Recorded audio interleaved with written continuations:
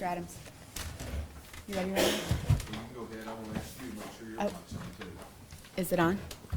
Yes, it is. Okay. Will you just please state your full name for the record?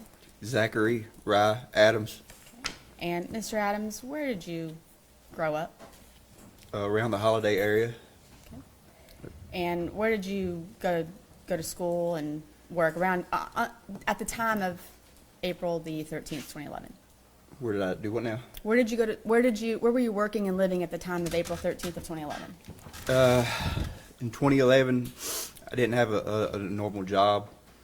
I lived in Holiday, like I said, at 235 Adams Lane. I helped my granddaddy. He worked with the water department. I helped him with odd jobs, stuff like that. That's what I did. Okay. I tended to, we have a lot of land and stuff, so like during the summer I would mow and bush hog and stuff. Okay. I want to first, before we just handle an administrative matter really quick, do you recall reading and signing? I'd like to hand the witness doc. This is just the proposed addition of the Second Amendment supplemental to his petition. It's a verified copy. It's the one that he signed before a notary. I'd just like to make it part of the record, Your Honor, to authenticate it. It's already in there. It's already on there. We'll verify it. It's the verified copy is not in the record, and I would just like to.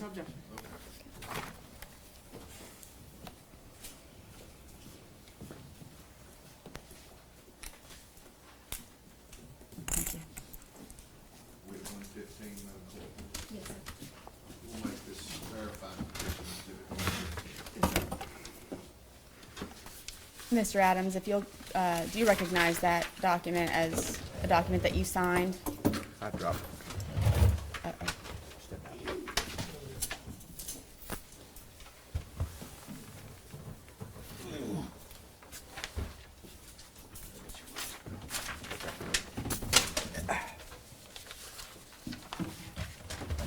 If you just go back to, I think it's like the third page from the back. Yes, that's my signature. Okay, so, and that's the petition that you signed, that was filed with this court? Yes. Okay. That's all I want to do. Thank you. You can pass that to the court.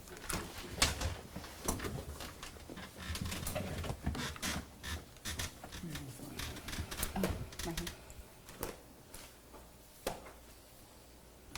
Thank you.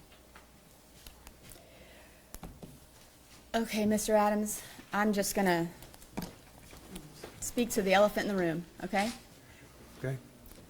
Did you know Holly Bobo? No, ma'am. Did you have any knowledge of the Bobo family? Miss Karen Bobo was my fourth grade teacher at Parsons Junior High School in middle school. Did you kidnap Holly Bobo? No, ma'am. Did you rape Holly Bobo? No, ma'am. Did you murder Holly Bobo? No, ma'am. Did you have anything to do with the disposal of Holly Bobo's remains? No, ma'am. Okay. So I want to take you back to April the 13th of 2011. Okay. And I just want to ask you some questions about what you specifically remember. Okay? So where you just said you were living on Adams Lane, right? Yes, ma'am. Okay. Right beside my granddaddy. And who were you living with at that time? So at this time I was living in my dad's old house, and Rebecca Earp was living with me. She was my girlfriend. Okay. How long had you been dating Rebecca? We had been dating at that time about 9 months to a year, I would say. All right. And who were you hanging out with during that time? I hung around Jason Autry, Shane Austin, my brother. He lived right next door. He hung out with us a lot. That's mainly about it. My girlfriend's sister and stuff would come over on the weekends. She had a boyfriend named Michael Petty. They would come on the weekends and hang out. Okay. And I just want to verify some facts about your relationship. So just Shane Austin, can you just real quick tell the court about what your relationship is with Shane Austin? Shane, I grew up with Shane. We grew up in church together. We went to church together since we was very little. We went to school together. He was a year younger than me. We competed in sports together. We grew up. He lived about a mile away from me. So we lived real far away from the high school. We probably lived the furthest away from the north end of our county. So we was the only two, as far as he was my closest friend that went to school that I went to school with. Okay, and you said Dylan, you hung out with your brother Dylan. Is he your younger brother? He is 4 years younger than me. And tell me about your relationship with Jason Autry. He was older than me. He was somebody I guess you could say I looked up to. We did a lot of drugs and stuff together. That was our main. That was going to take me to my next question. At this time, were you a drug user? Very much. Okay, Daily. How often would you use drugs? Daily, I would say. And what types of drugs were you using at this time? Marijuana, morphine, methamphetamine, Xanax, Valium. All right, so I just want you to quickly recall what I want to clarify something. There's going to be things that you specifically remember, and I'm sure that there are things that you recall because of documents that you've been provided during this case, right? That's right. So just real quickly, take us through April the 13th of 2011. What are the things that you remember about that day? So that day I specifically remember Shane called, and I remember he called and he said, "Hey, Zach," he said, Your Honor, hearsay. Objection is hearsay. Your Honor, we're not offering it for the truth of the matter, sir. He's just taking us technically through the day as to what he did that day. I'll allow the question. Objection overruled. Shane asked if I when I answered the phone, he said, "Hey, you want to see if we can't overdose on Xanaxes today?" And I said, "Shane, don't be messing around," because me and Rebecca had been arguing the night before. He said, "Yeah." He said, "I've got some Xanaxes lined up. I need a ride." He had just previously wrecked his truck, so he didn't have a vehicle, and so he needed a ride.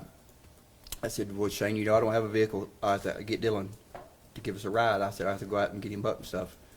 And so I went out to my granddaddy's, told Dylan the plan. He was getting ready. So while he was getting ready, I think I got on the internet and got on my Facebook, which is a password protected, that I only have the password to. Nobody else gets on my Facebook page but me. Nobody has the password but me. And I got on there, and like I said, me and Rebecca had been arguing, and I think I had cussed or something on the main wall where everybody could see. And Becky Moody had commented, she said, "Zach, you can't talk like that." And I think I apologized. And it didn't take Dylan like 10 minutes to get ready, so we left. We went to Shane's, picked up Shane.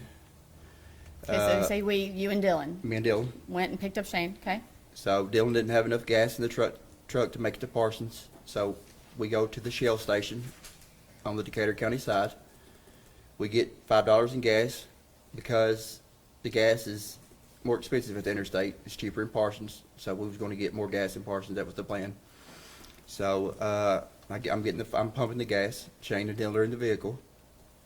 I pump $5 in gas, and while I'm pumping, I see 4 or 5 SUVs, and I'm not for sure if they had their blue lights on. I know there was no sirens, but I could tell there was cop cars. I could tell there was police SUVs. So my antennas kind of went up because we're going to pick up drugs, and they're cops. So I go in, pay for gas. Well, when I come out, I asked Shane and Dylan, I said, "Did y'all see the cops get off the interstate?" And they was like, "What are you talking about?" So it kind of irritated me that they wasn't paying attention to what was going on, So I get on 641, and I kind of fall in behind them to see how fast they're going, and I get Dylan's truck up to 100, and it shuts off, and they run out of my life. So I don't go 100 all the way to the Parsons. I go 60 or 70 because I know there's something going on. I don't know what's going on, but I know something's going on. I know there's whatever's going on. There's no cops coming our way. So we get into town. What I remember, we stopped by. I think we went behind Ramey's barbecue, and we went to the drug dealer's house. I'm not sure who it was to this day. I still don't know who it is. We get out, and I thought we was going to go in, me and my brother and Shane. But when we get ready to get out and go in, Shane said, "Y'all can't come in." So we sit out in the driveway, and whoever's house it was, they had a bass boat, and it was a nice Triton bass boat. The reason I know this is I love bass fishing, and so me and Dylan were looking at the bass boat, and we're talking about how nice it would be to have one. And I'm not really sure how long it took Shane, 10 or 15 minutes. He comes back out. And we go from there, we go up 1 block to the Delta gas station, which is right up from behind Ramey's. It's right 1 block up, right beside the hospital. So when we pull in there, there's a local deputy, Tony Weber. And Tony Weber has been known to harass me. He knows I was a drug dealer and drug user. So when we get there, I told Shane, I said, Shane, you go in and pay for gas. I'm not going in. And so Shane pumps the gas, and he goes in. When he goes in, he pays, and when he comes out, he said, look, he said, when I was in there, the deputy was talking about what happened. He said, you're right, something did happen. Somebody got abducted. And my antennas kind of went up. I said, well, I knew I was right. I didn't know what happened, but I knew something, like I said, I knew something had happened. And so I knew that we needed to buckle up. We got these Xanax. Jane had all these Xanaxes on him. So I knew we needed to, kind of be safer. Okay. So when you guys went to get the drugs, who paid for them? Shane? Okay, so, and again, I initially asked you, there's going to be things that you specifically remember and things that throughout the course of this proceedings that you learned. Mm-hmm. Has there anything that you have learned based on the documents that you've received or things throughout the course of your trial that you didn't specifically remember at the time? Your Honor, I'm going to object to that. I don't know how he can share with the court things that he has learned through other sources. That's the epitome of hearsay. That's the epitome of not firsthand knowledge. Well, He's a witness to a hearing. He can't come in here and regurgitate to the court what. There's 4 terabytes of data that was provided to the defense in discovery. Yes, sir. Certainly, if he's going to distinguish what he learned from that discovery versus his own memory, I'm going to allow it. Yes, sir. I'm going to allow it. There was things that jogged my memory about that day. I don't specifically remember going to the ATM until later on.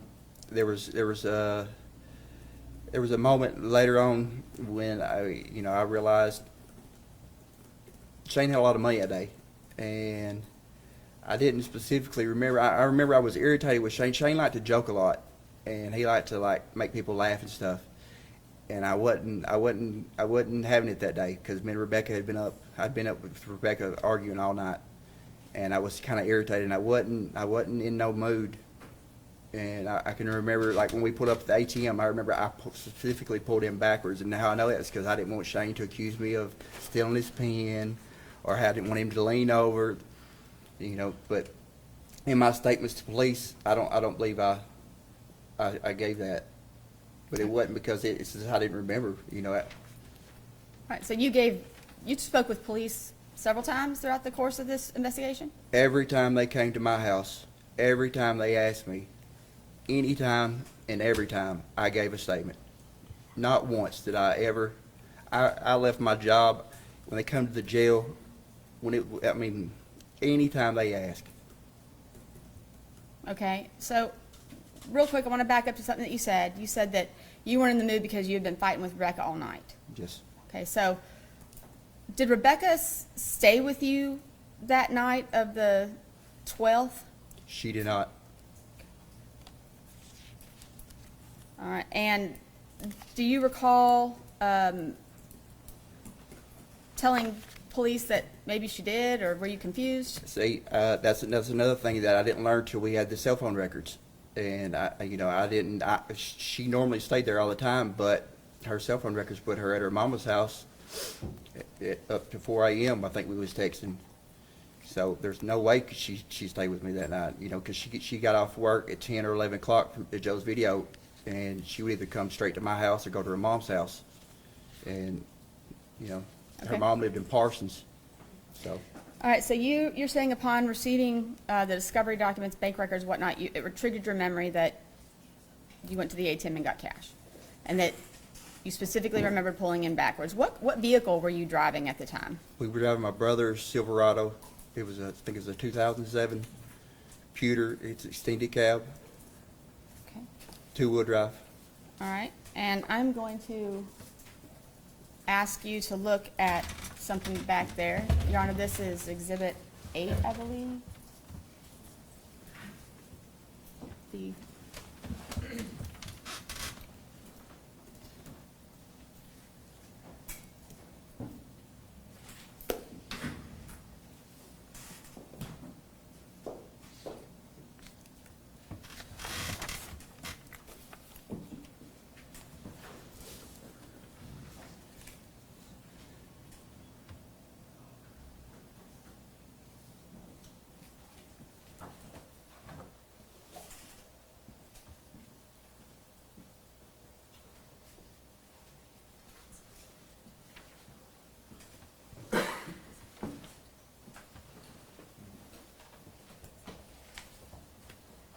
Your Honor, I apologize, we're having some technical difficulties here.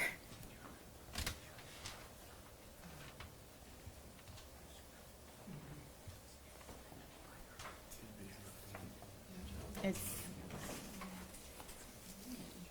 do we have a printout of the still yet?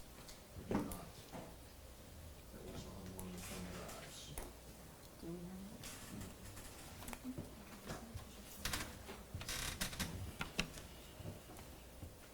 Apparently, we can't connect to the internet, so I'm gonna try to get this to him a different way, maybe show him the still. Certainly all right. Okay. You got it up, Mr. Boyan. I can. You got it up, you got it down, Ms. Eaton. I have it on the computer if I can approach. State agree that that's Exhibit A? Yes, sir. Is that the right number? I believe it's 8. Where's the, Is it running? I have the ATM video as Exhibit A. The still shot. You can Oh, show the still shot. show the whole video. I don't know what she's showing. The still shot's 101. Yeah, that's the video, right? Okay. 8 is the video, 101 is the still. Yes. I don't know what That looks like the video. they're showing, but.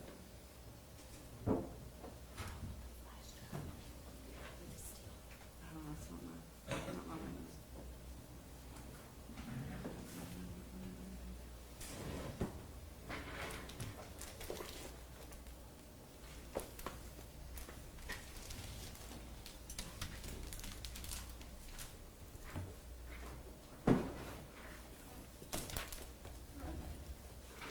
She's got one of the, yeah, Is that that's okay? fine. Yeah, yeah, that's fine. All right, may I approach, Your Honor? You may. Now, let's clarify, are you showing the whole video or just the still shot? I'm just gonna show the still shot, Okay, Your Honor. which is Exhibit 101. Yes. Mr. Adams, do you recognize that vehicle? Yes, that's my brother's truck. Okay, and you're familiar with the ATM that you stopped at. Mm-hmm. So, who was in the vehicle with you? I'm driving, Shane's in the passenger seat, my brother's in the back. The timestamp on this is approximately 11:11 in the morning. Mm-hmm. Does that sound about the time that you guys would have gone to the ATM that day? It would've.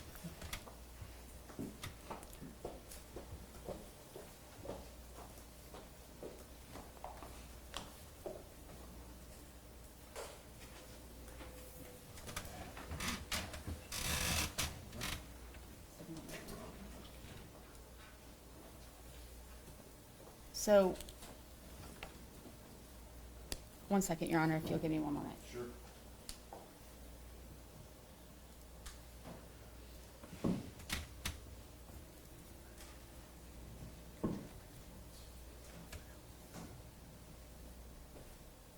Your Honor, I'm gonna approach him one more time because I realize I need to show how the vehicle went in so that, because it correlates with my client's testimony. So I'm gonna show the video. All right, so Okay. now we're going to show the video, Exhibit A.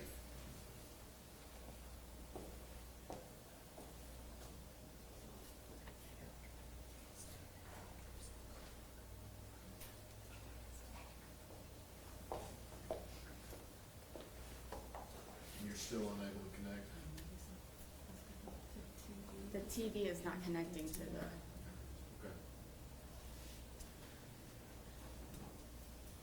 You're going to show many videos this morning? no, Your Honor, this is the only exhibit I'll be offering Okay. today.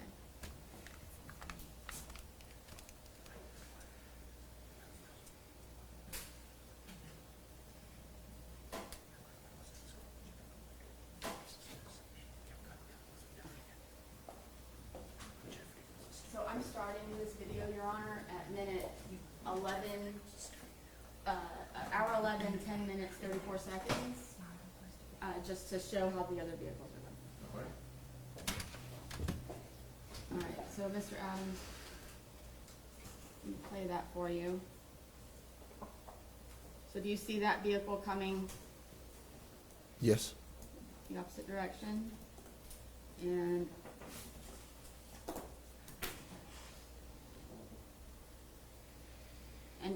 which direction is your vehicle going? That would be going the wrong direction. Like if you were going through the drive-through in the bank, that's the wrong way. The Okay. arrows were pointed, that would be going the wrong way. So when you pulled into the ATM, who, was it the driver's side or the passenger side that was facing the ATM? It was the passenger side.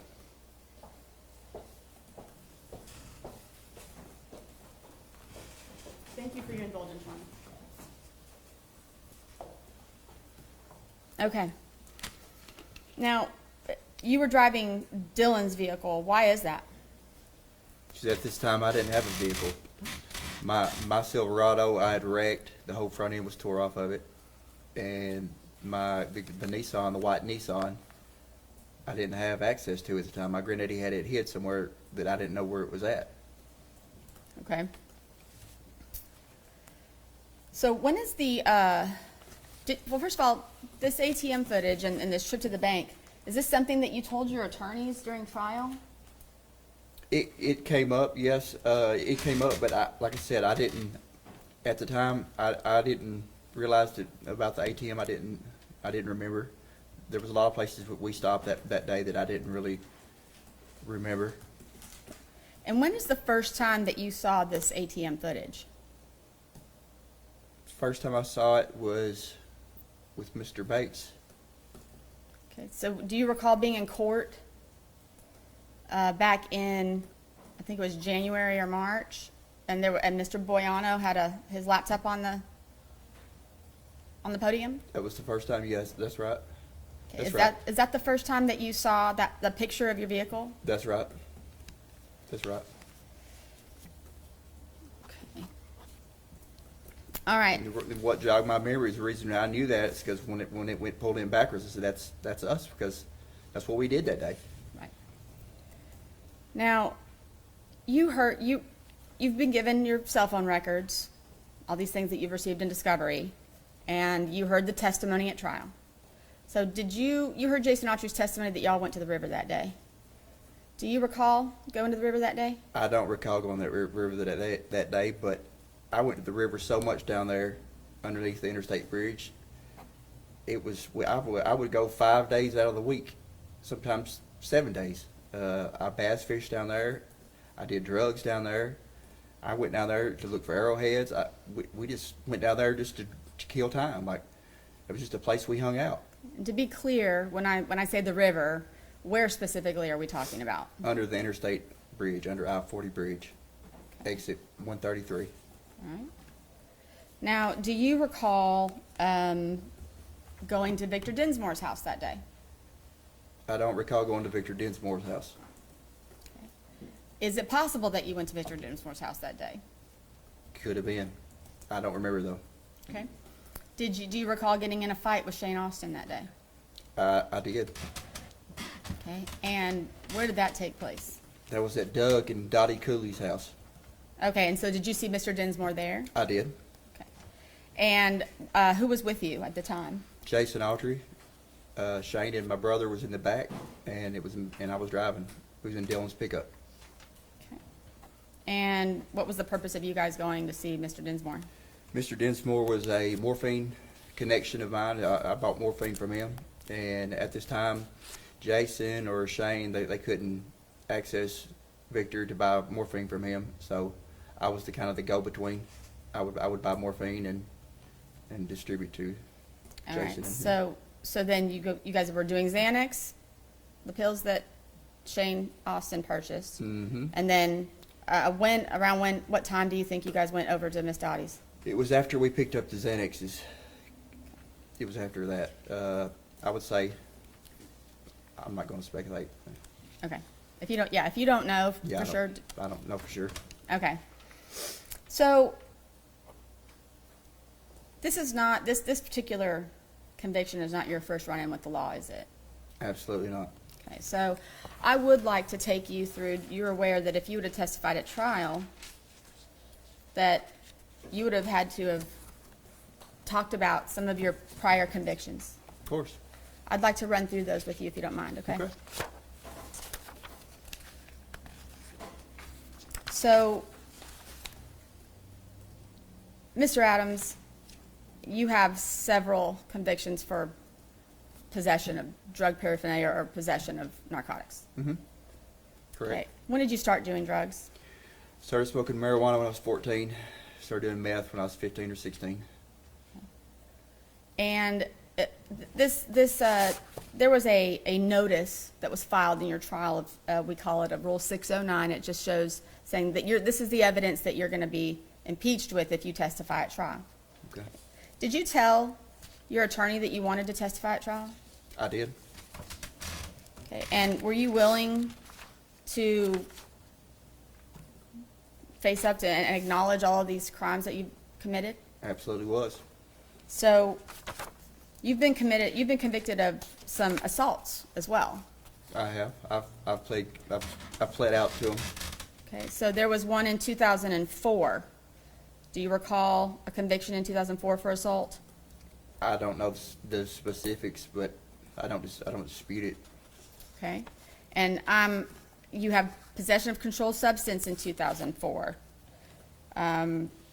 Possession of drug paraphernalia in 2006. So you have several possession charges.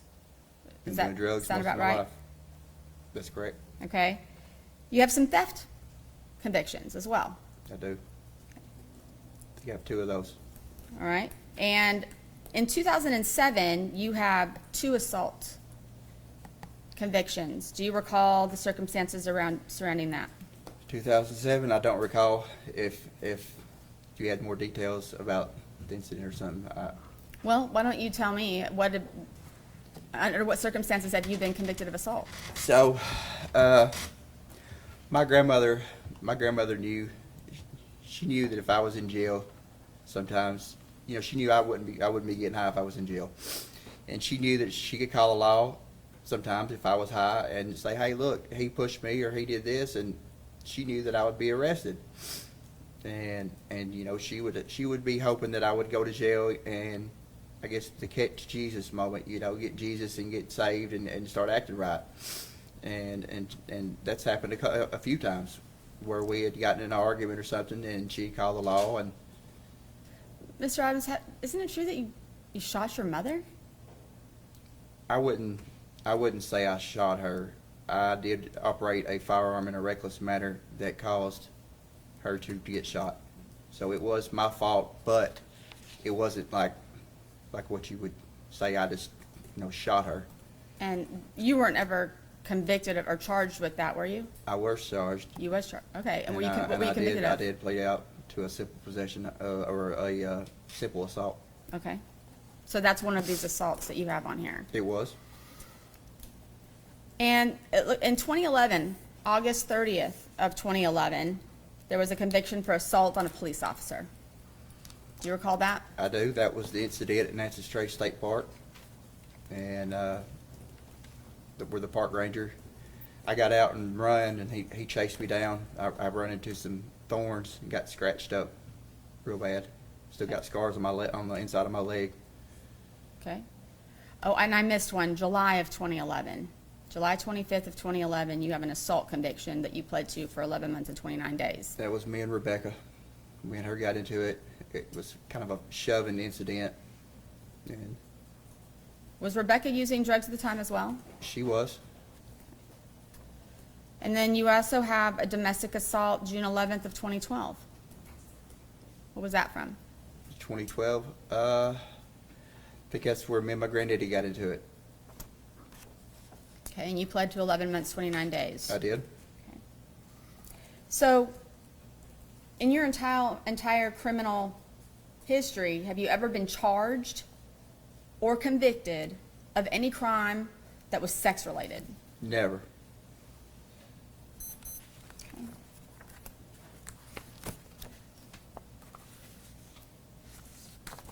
All right, give me 1 second. So do you recall sitting here in 2017 in this courtroom and watching witnesses give testimony and putting words into your mouth? I do. Hearsay. And I'd like to, first of all, what I'm going to do is I'd like to take you through some of the statements that you were alleged to have made. Okay. Did you say some of the things that were testified to? I did. And did you say all the things, every single thing that was testified to, did you say? I did not. Okay. I want to go through these statements, but before we do, these statements that were given at trial they were accusing you of joking about the murder of Holly Bobo, right? Yeah. Why would you say anything like that? Well, I sold a lot of drugs, and I found it a lot easier when I fronted drugs out. If people were scared of me, I got my money. I got paid. It was just the way it is in the drug business. If people are scared of their drug dealer, they're going to pay. So that's kind of a stupid answer, but it's the truth. I mean, Right. Okay. Who's Carl Statler? he was a friend that lived right below me. He went to school with my brother. All right. Did you hang out with Carl Statler during this time? I did. Do you recall going to Johnny's Bar and Grill with Carl? I do. And I'm sure you heard his testimony. Did you tell, so first of all, who's Misty Tubbs? She was a friend of my son's mother. Never really hung around her that much. I think I've been at her house one time with Amy, with my son's mom. Okay. And was she the bartender at Johnny's Bar? She was. Do you recall getting in an argument with her? I don't really recall. It seemed like we did get into some kind of argument. She accused me of, I think, of doing something to her car or something. Right. And Did you say, I'm just going to ask, did you say, I'll kill you like I did Holly Bobo? I don't recall saying that. Did you tell Carl Statler that I did it? No. Is it possible that you made some statements similar? I've made some open-end statements before where people could have had the wrong idea. You know, I remember I told Rebecca once, I said, there's already one person missing. What makes you think it can't be two? And by that, I wasn't meaning that I did anything. I was just, we was arguing and just trying to get her to, she was kind of griping at me. Were you admitting in that statement that you killed Holly Bobo? Absolutely not. All right. And do you recall Rebecca Earp's testimony? I do. On the day after, so on April 14th of 2011, she testified that you guys were watching the news and that you said they'll never be able to find her. Did you say that? I believe I did say that. And now there's reasons why. There, in Decatur County, there's a history of women that goes missing and hadn't been found. There's still a Bogus girl that has never been found. Nobody knows what happened to her. And this happened when I was in high school, and nobody knows anything about it. So, yeah, I made that comment. Okay. Did you make that comment because you had knowledge of where Holly Bobo's remains were? I did not. I only made that comment because of the time period of the news interview, and it's just statistics. If the police doesn't find the person that goes missing, it's just statistics, and that's all I was stating. I guess I watched too many crime. You heard Rebecca Earp testify that you said that you would tie her up just like you did Holly Bobo and no one would ever see her again. Did you say that? I don't recall making that statement. How about she better not go to the law and she better not make any statements, otherwise you would hurt her or her family. Did you say that? I may have said that. Okay. I Was don't- that I you don't dispute admitting that. to having anything to do with Holly Bobo? No. Was that you claiming to have any knowledge of the murder of Holly Bobo? No. How about around July of 2011, when you and Rebecca were at John Mitchell's house? She testified to that. Do you recall that? I do recall that. Okay, she said everything was ready to go in the back of the truck to be put under the Birdsong Bridge, and that you said, or I should say, you or John Mitchell said, they said that it was Holly's remains in these Tupperware tubs that were in the back of the truck. The only thing is that date. The date was, we wasn't dating at this time. This was after me and her broke up, and this was after me and her broke up, and I think she was seeing John. And I do recall that, and it had nothing to do with no remains. It was meth making material. We was just kind of, the way we was discussing it, we just didn't want to put our business out there. Okay. But with the way she took it, I guess she took it that way. But you never told her that it was Holly Bobo's remains in those tubs? I never told her it was Holly Bobo's remains. I never told her it was a meth lab. All right.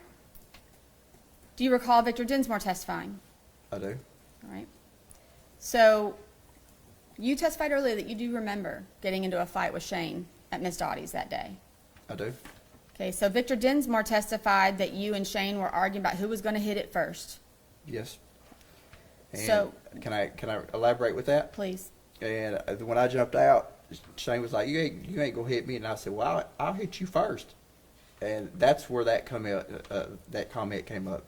And I did. I hit him first, and the argument was something stupid. To this day, I still don't know. It was just like, well, that wall's white. No, it's not. And we just jumped out. He said, "You ain't gonna hit me." I said, "Okay." So When you made that statement, were you in any way claiming that, telling Shane that you were going to rape Holly Bobo first? No, Anthony Phoenix, who is he? he was a friend of mine, a drug friend of mine. All right. Do you recall hearing Anthony Phoenix testify? I do. Now, he testified that, well, first of all, did you talk to Anthony Phoenix about meeting with Miss Bobo? I did. And did you express concern to him?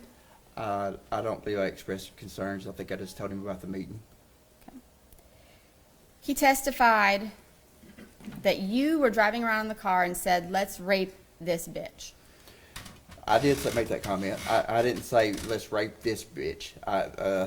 We was riding around and he was needing some money. He was wanting to rob somebody's house.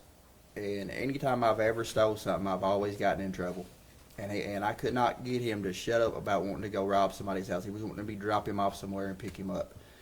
And I made the comment, well, if we're just going to do that, we might as well just go rape somebody. Because anytime I steal something, I always get in trouble.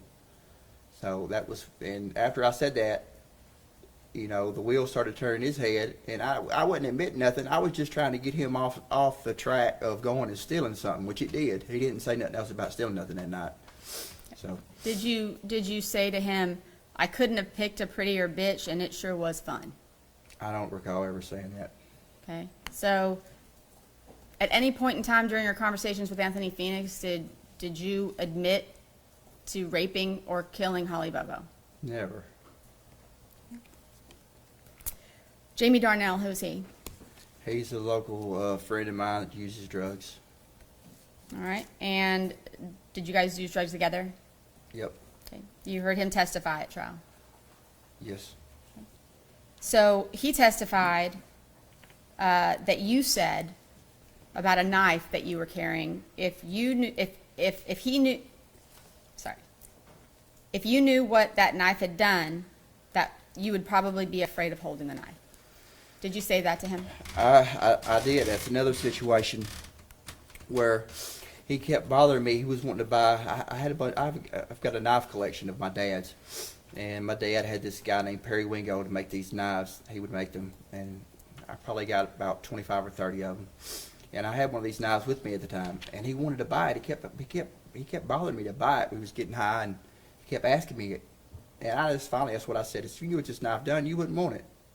And after I said that, he didn't ask me no more to buy that knife. But the whole goal of that was just to get him to, he didn't, when I told him no the first time, it's like he wouldn't listen, you know, so I told him that just to get him to quit asking about it. Were you in any way implying that that knife had been used on Holly Bobo? No. How about his testimony that you pulled a pistol out and shot it over the top of his girlfriend's head out the front door? No. Did you do that? No. Okay. He also testified that that same night he had pushed you out the door and you broke down crying and started apologizing. Do you recall doing that? I do. And we was in his bathroom getting high, and at this time I was an intravenous user. I used a needle, and I tried to get him to shoot up that day, and he didn't want to. And after that, you know, I felt real bad because I tried to push that on him, and I apologized for that, you know, and that's what I. Okay, so you were not apologizing for something you did to Holly Bobo. No. And he also testified that you needed to clear your name, that you couldn't be coming back around his house, you needed to clear your name.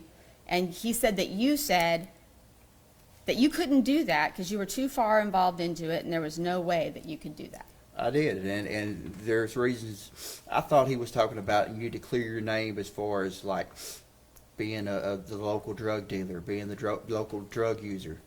And I told him I was too far in. I can't do that. Like, I was selling dope every day at this time. And yeah, I absolutely said that. But that was a mischaracterization. All right, so when you said that was there any implication from you that you had anything to do, that you were too far deep into Holly Bobo's murder? No, absolutely not. Corey Rivers, do you know who that is? I do know who that is. Okay, and you saw him testify. I did. So who is Corey Rivers? He was just somebody that was at Williamson County Jail in the pod that I was with. Okay. And does it sound about right that it was around sometime between April and June of 2016? That sounds about right. He testified that you said that you went to him and asked him if God would ever forgive you. Did you do that? Never. And he also testified that you told him that you and a couple of your friends got drunk and went into the woods with this girl. One thing led to another, and I was there for the worst of it. Did you have any conversation with Corey Rivers that was anything like that? No. Have you had conversations at all with Corey Rivers? I did talk to Corey. Okay. What did those conversations entail? I don't really recall. I may have told him what was going on, like what was going on with the case. You know, what the state was alleging. That's the only thing that we're here, you know. Did you testify to him, or I'm sorry, excuse me, not testify. He testified that you said that the bottom side was found in one part of Tennessee and some other pieces was found in other places. Did you say that to him? I don't recall saying that. And that it had been chopped up? I don't recall saying that either.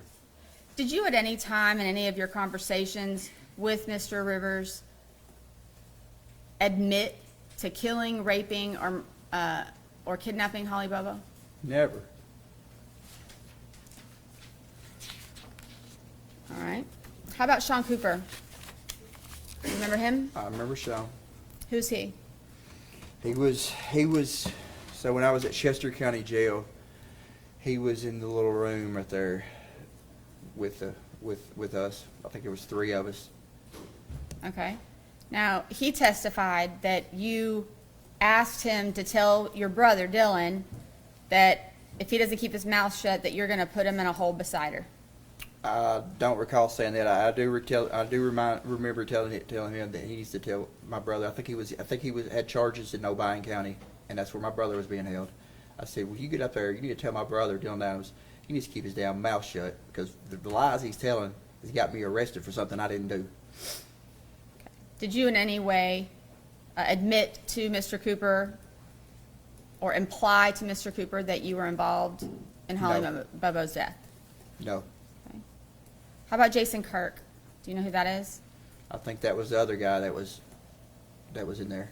All right. And so he testified that he overheard you tell Mr. Cooper that, will you give my brother a message for me? Tell him if he doesn't keep his fucking mouth shut, I'm gonna plant him next to that bitch.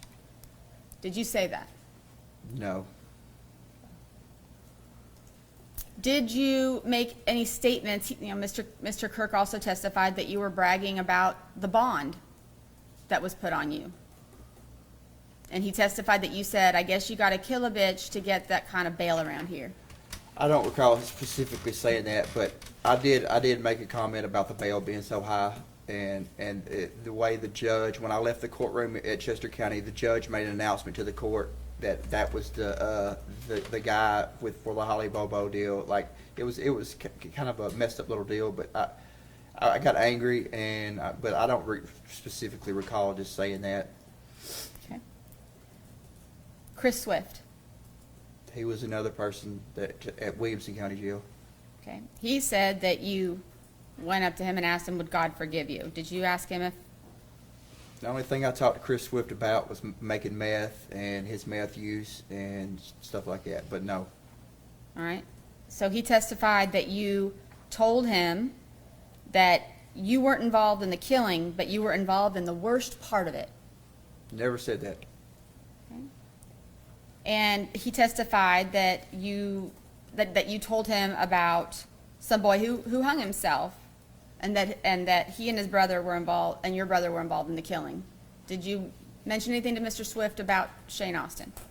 I may have mentioned that Shane and my brother were my brother was being charged, and Shane was a friend of ours, and he had hung himself. But other than that, no. Did you tell Mr. Swift that they were in the back room having sex with Holly? No. Did you tell Mr. Swift that something went wrong, and that you were involved in the worst part of it? No. Okay. Did you tell Mr. Swift that as soon as the trial's over that you're going home, they didn't have a body and they didn't have a murder weapon nor a motive? No. All right.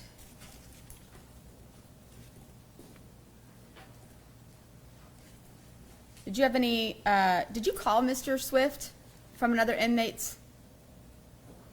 He gave me his phone number, and I believe I did call him. Okay. And did you tell him that you probably wouldn't be talking to anybody else and to take care of himself? I don't remember what I said in that phone call. I'm sure it was recorded if it was a jail phone call. Okay. Did you threaten Mr. Swift in any way? Absolutely not. Okay. All right. I want to talk to you a little bit now. You said earlier that you had been visited by police on multiple occasions. Okay. So, well, first of all, so I'm looking at all of these statements that you admitted to saying to the witnesses that testified. And so as I understand it, there were some of the things that were testified to by various people that you knew outside of jail, right, that you admitted to saying, right? Yeah. But that the people that you knew in jail, you didn't say any of those things. Mm-mm. Okay. Do you recall? I didn't know them well enough to talk to them like that. You know? Do you recall meeting with Karen Bobo? I do. Her and Clint. Okay. And you heard her testify at trial, right? I did. And she testified that when you met with her and Clint described what the kidnapper looked like, her testimony was that you said, that's Shane. Is that what you said? That's not what I said. I said that's the same height as Shane, but Shane has red hair, and he was with me. Okay. Did you tell Miss Bobo that you would do whatever you could to help? I did. All right, so in all of the interactions that you've had with police, let's go back to the first time that they came out to your house. Have you cooperated with law enforcement during the course of the investigation? Yes, I gave my statement to where I was that day. Yes. And did you allow them to search your house? Yes. Did you allow them to search under your house? anywhere there could be a body or, I told the FBI and the TBI, y'all can come in here and look anywhere y'all want. Y'all start pulling drawers up, I'm gonna ask you to leave. You look anywhere a person can be, anywhere you want to look. Anytime they came to me, I would answer questions. Anything. Anytime, All at right. jails, anywhere they wanted to question me. They would bring me off the work crew at a jail, and I would go in and talk. I knew I didn't really know my rights, but I knew I didn't have to talk to them. But I did. I wanted to help. Do you recall hearing testimony about officers observing you in those early days vacuuming out your car? I vacuumed out my truck all the time. If you looked at my vehicles, I vacuumed my trucks out all the time. That was a regular occurrence. You can ask anybody that knows me. All my vehicles were clean. I kept a shop vac at the house just for that. What about the mattresses that were leaning up against the house? So when Rebecca moved in, we moved all her stuff. I had a double wide 16-foot trailer. We moved all her stuff on that. And the mattress, I think there was 3 mattresses. She had 2 mattresses in the box set. One of the mattresses blew off whenever on 641 when we was coming. So we took everything off the trailer and stuff. And I went back and got that mattress. And she said, look, don't bring it in. We're going to clean it up and stuff. I don't really need that. It just makes the bed look higher. And so I was like, well, what do you want me to do with it? And she's like, I don't care. Just don't bring it in here. We don't have nowhere to put it, So I said, okay. So I leaned it up against the back side of the house. And every time I would mow or every time it would get dirty or something, I'd either wash it off or I would blow it off with the leaf blower because I was under the impression she was still going to use it. I didn't know, what to do with it. It was hers. I wasn't going to throw it away. That would have caused an argument. You'll give me one moment, Your Honor.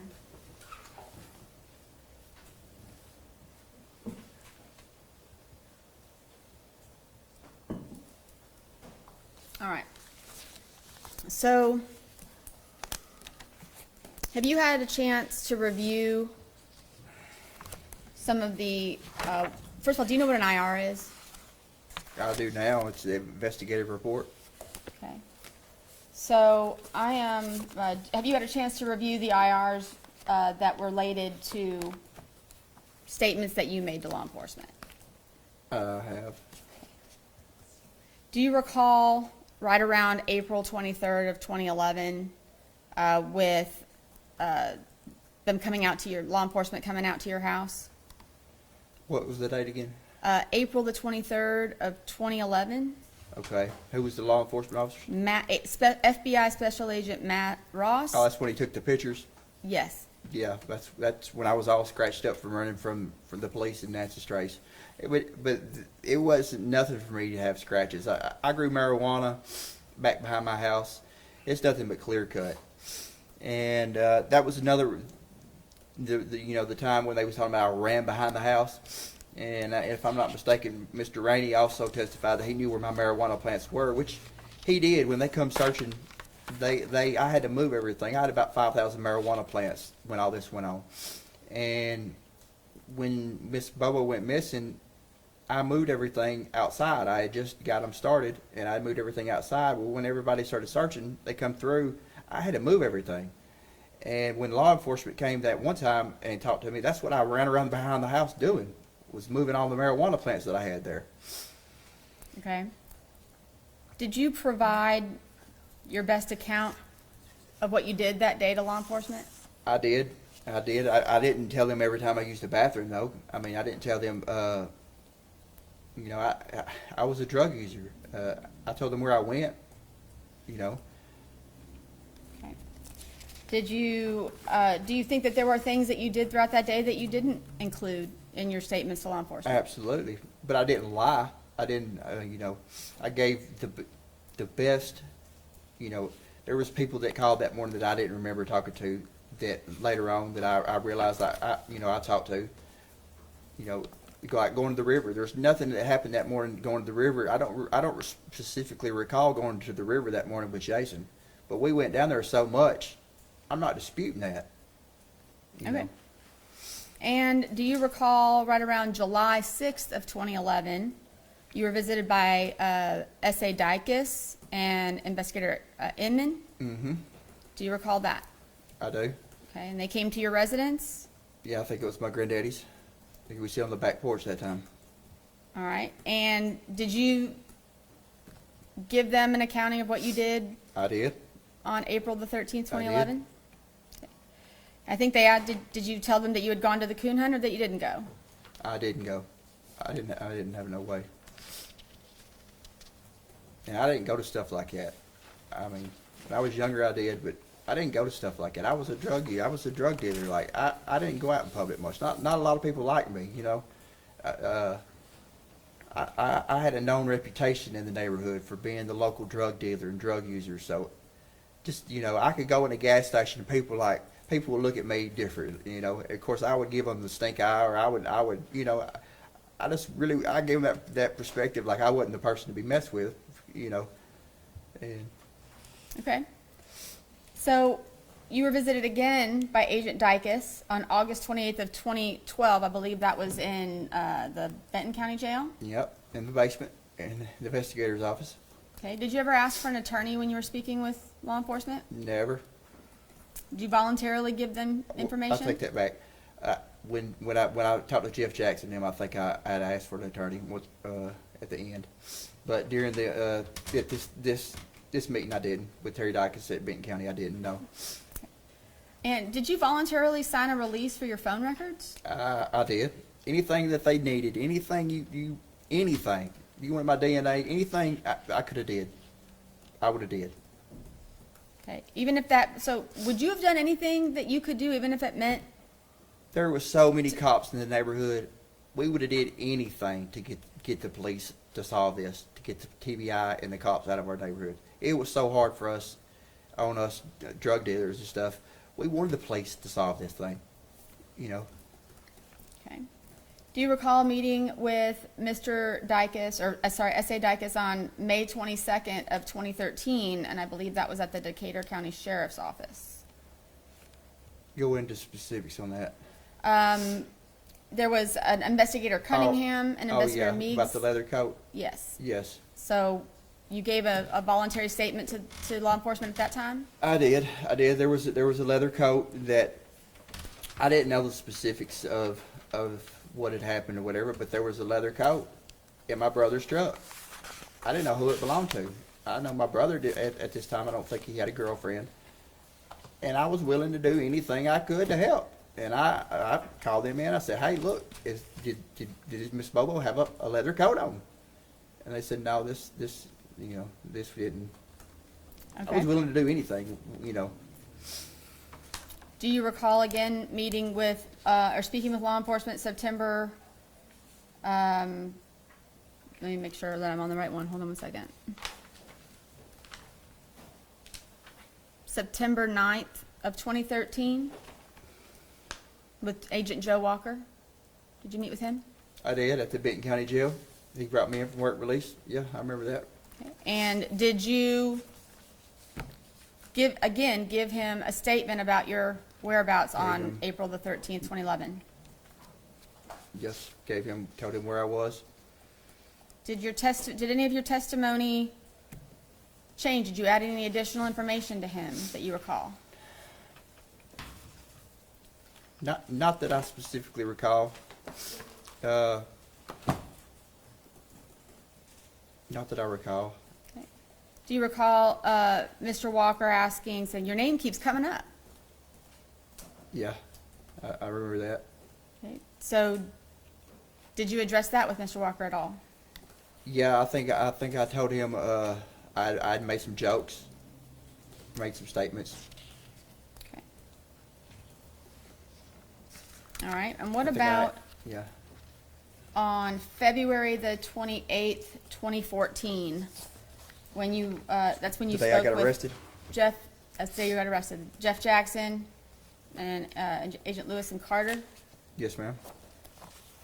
Tell me about that interaction. So, February 28th, I was with a girl named Trish Evans. She had a house in Camden. So, I had stayed the night with her. And that morning I was getting up. I was going to help a guy that owned a local plumbing shop up there. He's not sure his name. I think his last name was Farmer. I was going to help him that morning, and Richard Cottom went by my house and seen there was police everywhere. And I think it was Linda Kimball is the one that called and said, "Hey, there's cops all at your house. What's going on?" So I thought it was the local cops. I thought they had done sold to a confidential informant, sold some drugs or something. I didn't really know what was going on. So I called the Carter County Sheriff's Department. And I said, "Hey, look, what's going on? Why is the police at my house? What are y'all doing?" I said, "Zach, we don't know what's going on. It ain't us." So I call, and I said, "Well, y'all go back by there and see what kind of cops it is." So they went back by, and they said, "Well, it's got to be TBI." So I went on the internet looking for the number for the TBI. They don't really have a number, so I just called 1-800-TBI-FIND. And I asked them, I said, "What are y'all doing at my house?" And they asked, "Well, where are you at?" They wouldn't answer my question. I lied. I said, I'm in Lexington." "What are y'all doing at my house?" They said, "Well, we need to talk to you." And I said, "Well, I'm working right now. Well, you need to get here." And I said, "Well, I don't have a driver's license." So I hung up, took my phone apart, and I called my girlfriend. I said, "TBI's at my house." And I said, "I don't really know what this is about." And she said, "Well, what do you want to do?" And I said, well, I need to go see what this is about. This is, there's lots of law there. So I said, "I'm just going to have them come pick me up. There's no need in you driving." She didn't have no license. And so I called TBI back. I said, "Well, y'all come pick me up at the McDonald's in Camden. I'm leery of police anyway. So I wanted to meet at a public spot."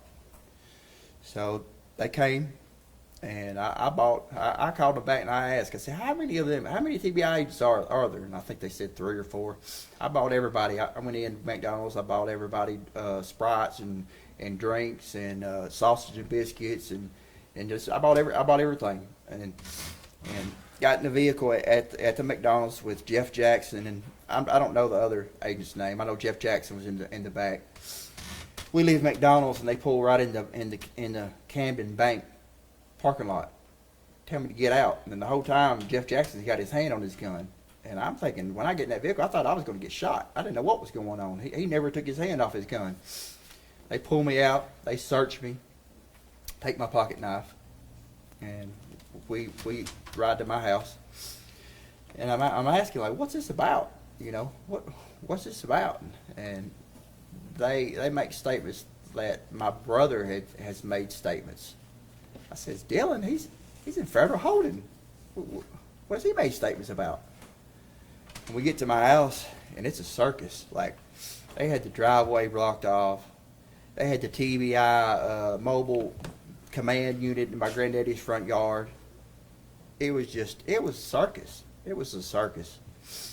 And So let me just make this, you voluntarily, you sought out law enforcement I when did. you found out that they were looking for you, and you invited them to come meet with you. I did. I called them. Okay. They had already knocked the door down, was in my house. All right, so I want to ask you one last set of questions. Okay? Yeah. At your trial in this case, has your defense always been straight up innocence? Always. Then why didn't you- Till my last breath on this earth, it's always going to be innocence. Then why didn't you testify? The reason I didn't testify, a week before my trial, Jennifer Thompson had my mom and my cousin come in from Atlanta. My mom had to take off work and come up here, and we all met at the Savannah jail over here in the library. And they had already talked before this and planned all this out, but they got up there. She got my mom up there and my cousin up there, and my mom made me promise that I wouldn't testify because all the bad things that the state was going to try to say about me, and they just didn't want me to testify. And Did any of your attorneys ever meet with you and prepare testimony for you? never. Did you discuss taking the stand with Ms. Thompson? I did multiple times, and the way, I guess, that she practiced, she's tried to say that, you know, she didn't want me to. She didn't want me to at all. Okay. I was advised not to. I wanted to. I wanted to bad. How about with Mr. Simmons? Did you have that conversation with him? I didn't, not that I recall. Okay. Did the pressure from your family and the advice you received from counsel, did that in any way affect your decision not to testify? It did. It did. Do you recall Judge McGinley asking you questions, saying, is this your decision not to testify? It did. He did ask me that, and at the time, I didn't realize I could have said yes, you know, and went against my lawyer. You know, I just was going with what Jennifer, and we paid her a lot of money. She was a paid attorney. We paid her a lot of money, and I was told to listen to her, and that's what I did. Did Ms. Thompson ever sit down and discuss any kind of defense strategy with you? We met a lot, but like the discovery. I never got to see all the discovery. Like, she tried to fix it up at the Williamson County Jail where I could get a computer and get the hard drives. Like, and the sheriff, there wasn't trying to make anything extra, like, special for me. He said, no, you can get it mailed in. What the sheriff didn't realize is it would have filled 4 or 5 cells up. And I never got to see all the discovery. I never, you know, we met a lot, but a lot of it was just, you know, she just asking where I was, and just, you know, she was unorganized, very unorganized. So, being a part of this post-conviction relief process, observing Mr. Bates and I, Day and night difference. so knowing now, if you had known then what you know now, would you have testified? Absolutely. And I just have to ask these questions one more time. Did you kidnap Holly Bobo? No. Did you rape Holly Bobo? No. Did you murder Holly Bobo? No. Did you have anything to do with the disposal of her remains? No. And if I would have knew anything about this, it could have helped in any way possible, I would have. And is everything that you testified today the truth? Absolutely. That's all I have, Your Honor. This examination is where Thank you, Your Honor. At 8:19 in the morning on April 13th of 2011, you texted Jason Autry. Okay. Never mentioned that to the police. I didn't mention every text I made. I didn't tell them every time I used the bathroom. 8:30, you called Jason Autry on the morning of April 13th, 2011. Ms. Weiler, there was a lot of phone calls I made that morning. There was a lot of people I talked to that morning that I don't recall talking to. 8:35 on the morning of April 13th, 2011, you called your grandfather, Dick Adams. 8:37 in the morning of April 13th, 2011, you're calling Jason Autry again. Let me guess, you don't remember that, right?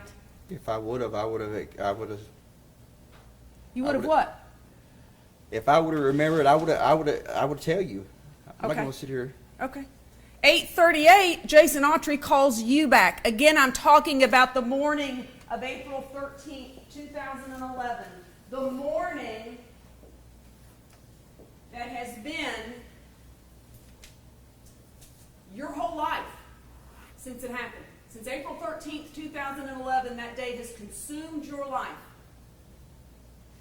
And nobody until this moment has heard that information. You didn't tell one officer. I did not. Wait, I had nothing to do with Holly Bobo's disappearance. I was on the phone with my grandfather. I was texting with my buddy Jason Autry. Never mentioned it, did you? There's a lot of things I did that day that I didn't mention. Right. And it wasn't because I was lying or trying to be. It's because I just didn't remember. I was a drug user. I didn't remember everything I did that day, but I didn't lie about where I was at. You like to Absolutely leave did not. things out, like you Huh? told. You like to leave things out sometimes when the police talk to you. No. Okay. No. 8:38, you're calling Jason Autry. 8:53, you're calling Jason Autry. What was the urgency of getting hold of Jason Autry that morning? We talk all the time. Okay. We probably talked every day. Pull the phone records before that day, April 12th, April 11th. How many times did we talk to Jason Autry? I talked to Jason Autry weekly. I mean, every day I've talked to Jason. There You probably wasn't a also- day that went by during that time period that we didn't talk. We used drugs every day. Of course we talked. Y'all were Absolutely, close. we talked every day. Y'all were close. I looked up to him. Right. 8:58, you get a call from Brandon Williams. Yes, ma'am. 9:10, you get a call from Brandon Williams. Yes, ma'am. We was talking. Brandon Williams was a friend of mine and Rebecca's, and yes, I was talking to him. We're trying to get him to help get on my side and get Rebecca back on my side. Rebecca Earp testified at the trial. Of course, she was not telling the truth, right? She was mistaken about what she remembered. She wasn't telling the truth. She told the jury, you left early that morning to go scrapping. Turns out you didn't go scrapping, right? Remember that? I didn't. Look at the scrap records. I didn't. I scrapped before. I think it was 2 days before that, and a couple of days after that. She told And her then that's how was where she you at my house? If she was, if she testified that she was at my house, how is she at my house if her cell phone is pinging at 4 a.m. at her mama's house? How is she at my house? I don't know.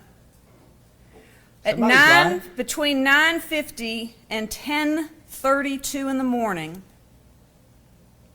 you're wearing your phone out. You remember that?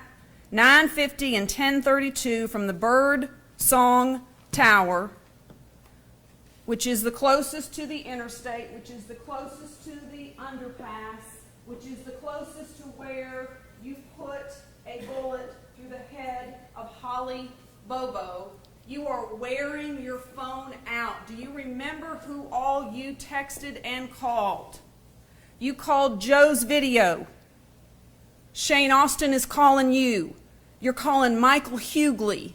Is he one of your drug buddies too? He is. Okay. You're calling Joe's Video again. Who works at Joe's Video? Rebecca Earp. You called Joe's Video again at 10:15. At 10:15, you're calling your grandfather again, trying to find him. At 10:16, you're calling your grandfather. 10:18, you get a text. 10:18, you send a text. 10:19, Shane Austin is calling saying, where are you, man? Right? Where are you, man? This plan is about to fall apart No, I and don't- blow I don't- up. I don't Where are you, recall man? that. I don't- 10:19, you called Joe's Video again, trying to get a hold of Rebecca because y'all were having a fight, right? 10:35, you call Dick Adams, your grandfather, again. 10:38, you call Rebecca. 10:49, Rebecca texts you, and lo and behold, and the whole world heard it, and there's no denying it, and nobody cares, that at 11:12 in the morning of April 13th, 2011, where were you? It's at my house. At 11:12 in the morning on April 13th, 2011? I don't recall exactly where, I don't recall the exact time. Like I just testified to, the first thing I remember that morning is Shane calling. He asked if we wanted to overdose on Xanaxes. Just like I said, I went out to my brother's, got him up, got on Facebook. No, you didn't, because there's evidence in the file, and I'm sure you've seen it because your lawyers that are sitting here today have shown it to you, and the lawyers, the 16-member team that you had representing you at trial, they showed you everything. There's no proof that you were on that computer at home. It was a mobile posting from your Facebook page. The last activity was at 6 o'clock in the morning.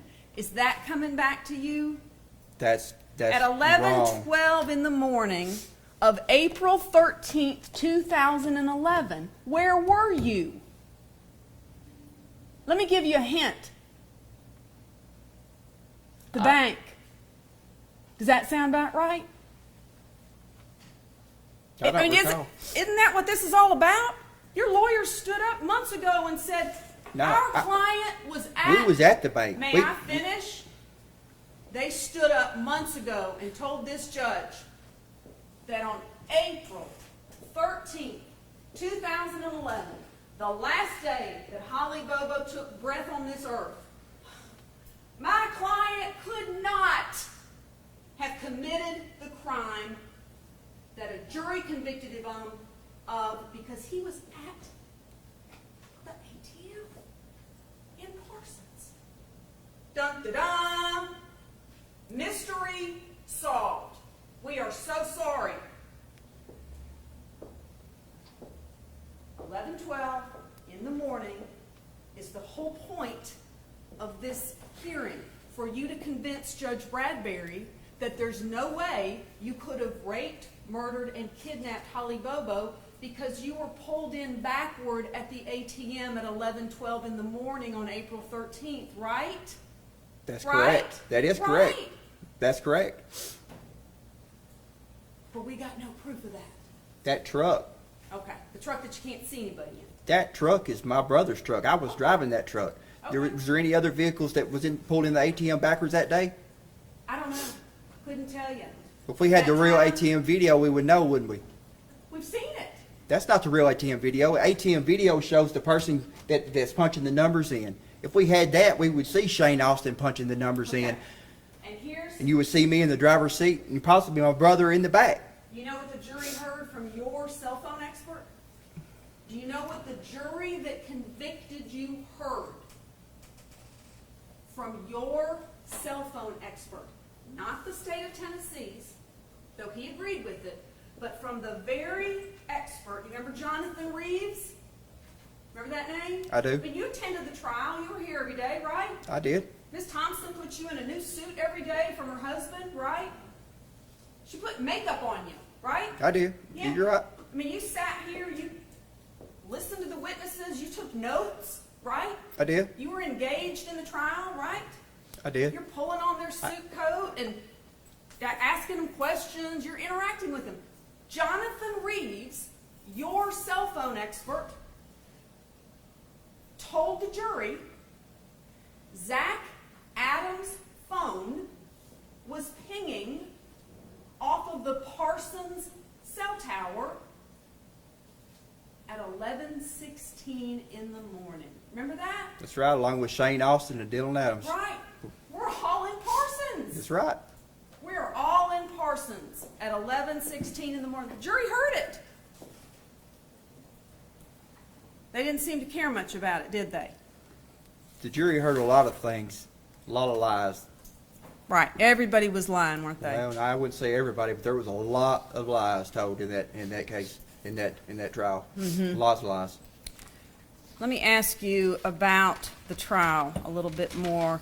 You mentioned that if I had just known that I had the opportunity not to testify, or to testify, I would have done that. I would have done that.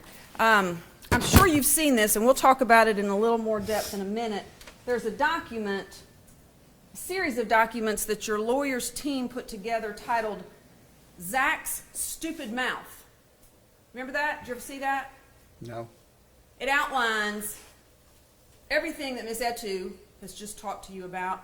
In addition, everything else that you said to anybody with ears between April 13th, 2011 up to today. Because you're still talking about it. But at the trial, after the state rested, right? And Judge McGinley looked to your team and said, will there be any defense proof? Does your client want to testify? Remember that? What was the question again? Do you remember being asked if you wanted to testify at your own trial? I did. Okay. You're on trial for the rape, murder, and kidnapping of Holly Bobo. The judge asked you if you wanted to testify. Did you answer the judge right away, or did you talk to your lawyers about it? I believe I answered right away. You just blurted out an answer. I said no. I You was didn't advised by my lawyer not to, and that's what I did. Okay, all right. May I approach, Your Honor? You may, you can pass it to the vote. Your Honor, may I see what is being presented? The moment hearing for trial, page 2,539. I don't know her bottom. There you go. Thank you. You recognize this? Your Honor, would you like the transcript? We have a copy of the transcript for the court if you would like to follow along. I'll be all right. If you're gonna be objections this evening, No, Your Honor. Let's go ahead and accept it. It's another deferral.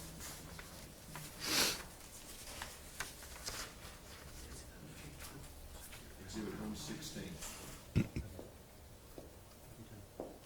you recognize Mr. Judge McGinley talking to you? Yes, ma'am. You sat in that stand, didn't you? You remember? I don't recall sitting in the stand. Okay.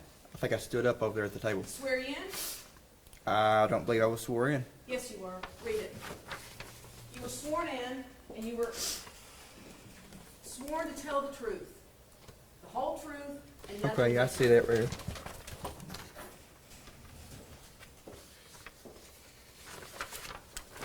by virtue of, Your Honor, I would ask that this be marked as an exhibit. I did. I marked it as Thank you. exhibit 116. By virtue of the Constitution, we all have certain rights. One of those rights is you can't be compelled to give testimony. You were present when this is the judge talking to you, right? Not to Ms. Thompson, not to your mother, to you. You were present when I read that to the jury at the outset. Said if you do not take the stand to testify, that they can draw nothing from that that's constitutional right. Also, you have a constitutional right to give testimony if you wish or desire. You can take the stand. If you do, you will be subjected to cross-examination, and your credibility will be judged by the jury by the same standards I've already charged them. This is your decision, okay? Again, this is the judge talking to you. Your big moment. Miss Wyrick, You can make my- it having consulted with your attorneys. Again, this is the judge talking to you after you've been sworn to tell the truth. I would expect you to consult with your attorneys, but this is not their decision. This is your decision. You're standing there between two of your attorneys. Mr. Gonzalez came on the case late, but you've had ample opportunity to discuss this with Mr. Simmons and Ms. Thompson. Is that correct? That's the judge asking you. Is that correct? You know what you said? Yes, sir. Having said all of that, is it your election not to give testimony? Again, this is the judge asking you. Yes, sir, that's right. Correct. The judge goes on because a judge wants to make sure this very important decision is being made freely and voluntarily, without any pressure, without a lawyer saying, oh, no. You ain't getting on that stand. So the judge says to you, are you doing this freely and voluntarily? You said, yes, sir. You don't feel you've been pressured either way? This is the judge asking you again. No, sir. The judge goes on because it's that important. To give or to not give, you cut him off. You were so ready. No, sir. No pressure. No, sir. This is your decision. The judge is asking you again. This is your decision. Yes, sir. All right. Want to address anything further? Here's your open mic moment. Do you want to address anything further? absolutely. No, sir, I do not. And that was the end of it. And then your team began putting on your proof in the trial. What was the defense in your trial? Do you remember? I was innocent. Right. What was the defense? What was the strategy? Who committed the crime? Mr. Britt, There you go. Terry Britt was the strategy. And the defense was built around that, correct? I also want to say my mind was already made up about the testifying before the judge asked me all this. My mind was made up the minute that I promised my mom and my cousin that I wouldn't testify. There was nothing that was going to change that. So you're either lied to Judge McGinley when you were under oath. You didn't tell Judge McGinley anything about your mom and your grandmother pressuring you? So you either lied to Judge McGinley on that day, or you're lying to this judge today about it. Because that never Well- came out of your mouth, did it? That didn't come out of my mouth, but my Okay. mind was already made up. Okay. My mind was already made up. You never told the judge that, though, did you? No, I didn't. Okay, all right. I didn't. There was a lot of things that I didn't realize at my trial, that things that I know now. There was a lot of things. I was totally unprepared. I had no way to access law books or anything. There's a lot of things I didn't know that I would have did different. There's lots of things. That you would have done differently. Yes. Right. Yes. All right. Absolutely. There was. I would have demanded to go through all the discovery. I would have demanded it. That's one of the key things. What if there's something in there? My lawyer don't know if there's something in there. I mean, that's. Well, let me ask you this. How many times did Ms. Thompson come to meet with you?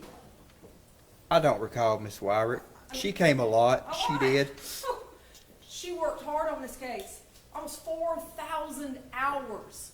Do you know that? Almost 4,000 hours of time that she billed the state of Tennessee for, which is probably an underestimate of the time. I would imagine she probably put time into this case that she didn't bill the state for.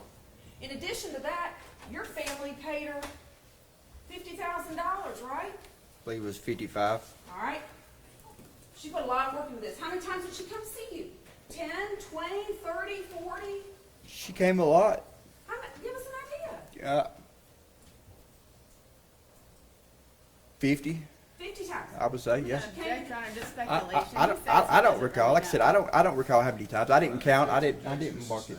He's giving us an estimate, it's a lot. We know it's a lot, Ms. Wyrick. But every time she came, she wouldn't. A lot of times we would just be going through the discovery, going through stuff. Well, I thought you just said you never saw this. I didn't see all of it. Did she ever There's call 4 you? terabytes worth. I didn't see all of it. I'm not sure she looked at all of it. Did she ever call you on the phone? Did you ever call her on the phone? We did. Okay, so you had in-person meetings, you talked over the phone. Every time you had a court setting, you were with her, correct? We did, and Okay. when she did call, when we did talk, we didn't talk. She advised me not to talk about the case on the phone.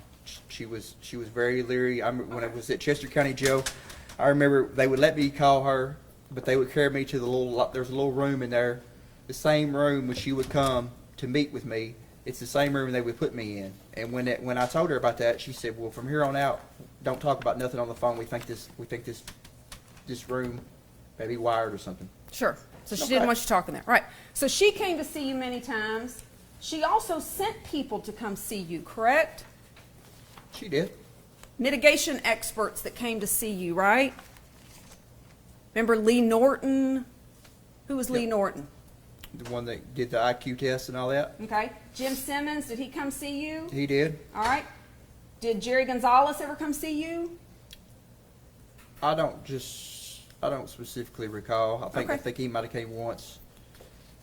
I don't really recall. How many times did the mitigation specialist come see you? I think we met once with Jim Simmons, and then she came back another time and gave me the IQ test. And there was a team of investigators working on the remember case, two right? investigators. I remember Eight? 2. I think there was 2. Jim Simmons had a investigative team, and Jennifer had one, but it was like 2 investigators. They ever come see you? They did. They came with Jennifer and Jim. And so I'm certain, correct, that in these conversations and these meetings, when you met with Ms. Thompson, did she take notes? Was she writing anything down? Was she just on her cell phone? She took some notes. Okay. So in the course of these interactions, did the investigators take down notes? I don't recall. I believe so. Okay. What about Lee Norton? Lee Norton take notes? I don't remember much. I can't really recall Lee Norton. I know we did the IQ thing. That was with the blocks and all that stuff. I thought that was kind of. But it's your testimony today that you told all of these people, I couldn't have done this because I was with Shane ODing on Xanax, right?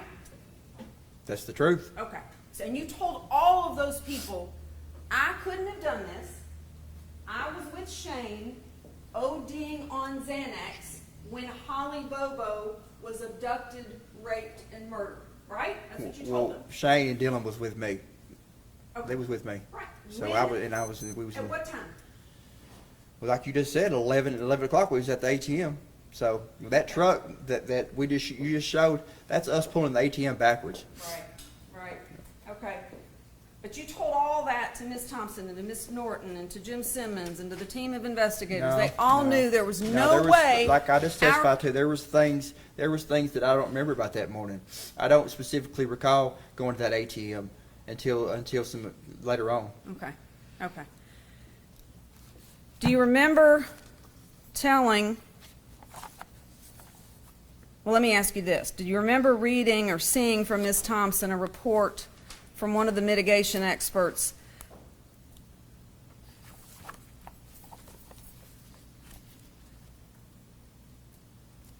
there are problems with using his mother as mitigation because Zach shot her? Remember that? I know a minute ago, I wrote it down because it was such a creative description of a shooting that somehow your mother's leg accidentally got in the path of a bullet that you accidentally had in your possession. I think I'm not getting it accurate, but you shot your mother. I did not shoot my mother like you're sitting here saying. I operated a firearm in a reckless manner. Rule number 1 of hunter safety: you're supposed to always, any weapon, you're supposed to treat it like it was loaded.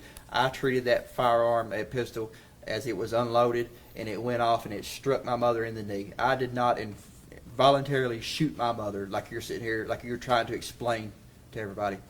That did not happen. Trying to explain anything, That's Mr. what Adams. you're trying to make it like. No. What I'm trying to do is get to the truth for That the is the judge truth. and for this court. And you're well versed in the use of guns, aren't you? I am. You've been handling guns since you were about 8 years old, right? When your I am. grandfather taught you how to handle a gun and how to Before shoot that. deer. Probably before that. Okay, all right. So you know about all that. You Yeah. told the mitigation or the investigator team that came to see you that you've known Jason Autry for a long time, right? I believe I just testified to that. Right. You never told the police that, though. Yeah, I never told the police that 'cause I was scared of Jason. Okay. Jason's not a Thought he was person your- that you're just going to tell the police on. I'm not asking you why didn't you tell the police that Jason Autry was with you at the river when you murdered Holly Bobo. Why didn't you tell the police Jason Autry is my best friend and we text and talk to each other on the phone every day? You never said that to the police, did you? I never tell the police a lot of things. Okay. In fact, you told Eva Pilgrim with 2020, I wasn't with Jason that day. I don't recall being with Jason that day. You just testified that you were with Jason that day. I was, but I don't, there was no specific, I was with Jason so much. There was nothing that we did that morning like, we didn't catch a big bass. There was nothing specific about that morning to make me remember. Like those phone calls you just went through, I'm sure they happened, but I couldn't tell you what we talked about. There was nothing specific that happened that morning that stood out. I'm sure I made every one of those phone calls. I'm sure I made every one of those texts, but I can't tell you what we was talking about. I'm sure it was about drugs or something I guarantee it was about drugs. It's the only thing it could have been.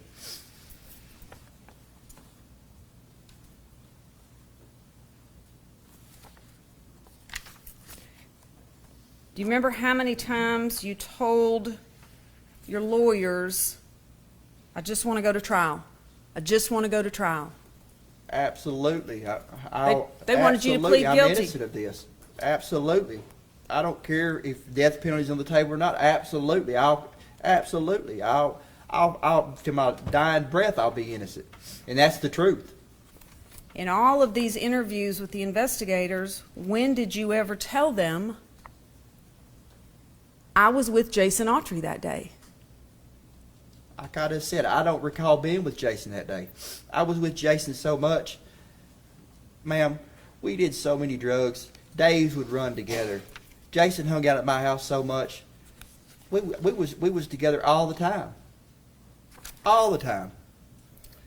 Then My why phone not records. tell the Look at police phone that? two or 3 days before April 11th, or April 13th, 2011. Look, 2 or 3 days after. We talked all the time. All the time. Then why not tell the police that? Do you remember telling investigators that people steer clear of Jason and I when we're together? Most people know we are up to no good.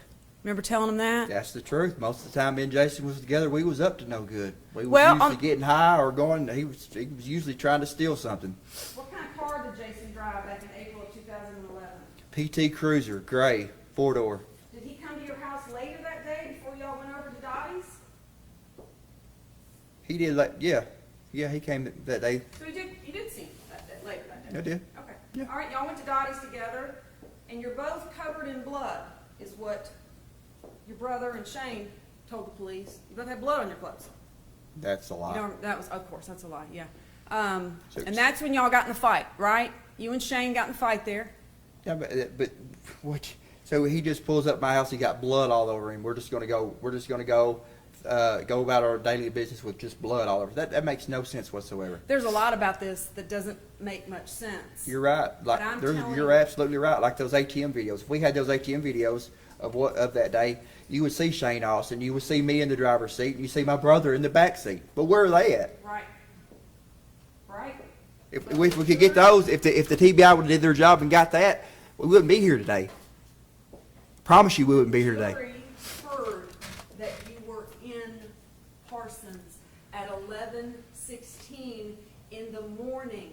The jury heard that from your own expert. Miss and Wire, they did of course not they heard that. care. Do you know what time Holly Bobo was abducted? I don't. 7:50 in the morning on April 13th, 2011. So your defense team, you filed a notice of alibi, didn't you? You and your lawyers? Remember who your alibi witnesses were? Do you remember who you told the court your alibi witnesses were going to be in a written motion? I think it was what? No, I don't recall. Dick Adams, Dylan Adams, Shane Austin, Right? and Rebecca Earp. All the people that I seen that day. Right. All people I made phone calls to that day. Everybody you just stated, I was talking to that day. Everybody you just stated, every one of those names you just stated that I talked to on the phone that day. Every one of those names that I seen that day. Me and Dylan and Shane, we was all together that day. Did any of those people, who of that bunch saw you at 8 o'clock in the morning on April 13th, 2011? Nobody. Well, nobody. All right.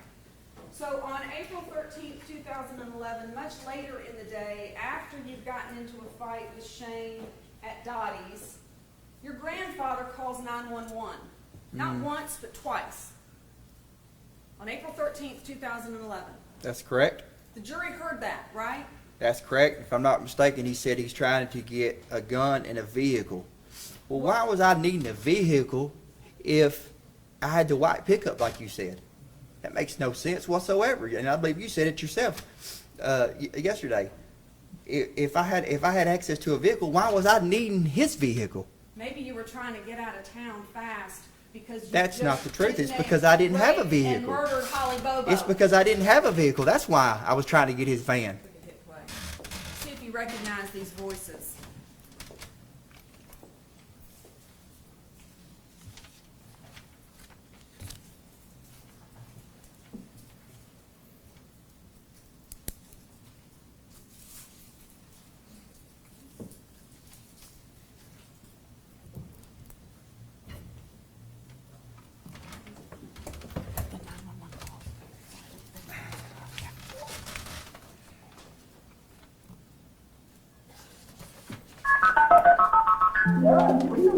You're too raising hell with me. Is that your grandfather? That's Dick.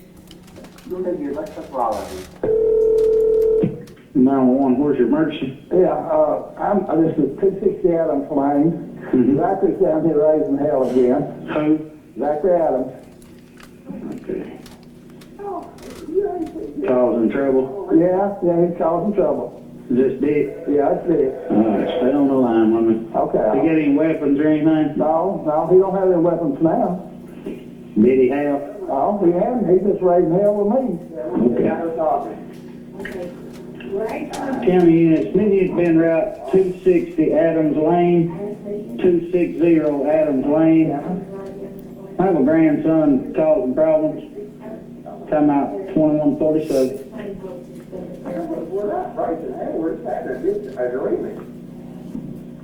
It's just you and him there? Well, his brother's here too. He's the only one causing problems. Yeah, he's raising hell wanting another am. I'm gonna let it have it. I'm talking to them 911, so I'm they'll be down here in a minute. You raising hell with me, I tried to get you to leave. And you got me out of bed. How are you? Well, he said he's leaving now. Was he leaving in? Well, he ain't got no vehicle. There's nowhere to go. He's on drugs or something. I don't know what the hell it is. I can't put up with this, though. I'll wait and I'll bother you, okay? Okay. Well, he said he'd leave and he wouldn't bother.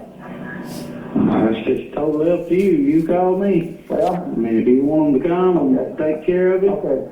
I'll let him leave. all right. If you need us, call us back. Okay, I'll call you back. All righty. All right, bye. He ain't got no vehicle. That's There's what Dick another just phone said. call. There's another phone call. Okay, but he just said he ain't got no vehicle. Yeah, I didn't have no vehicle.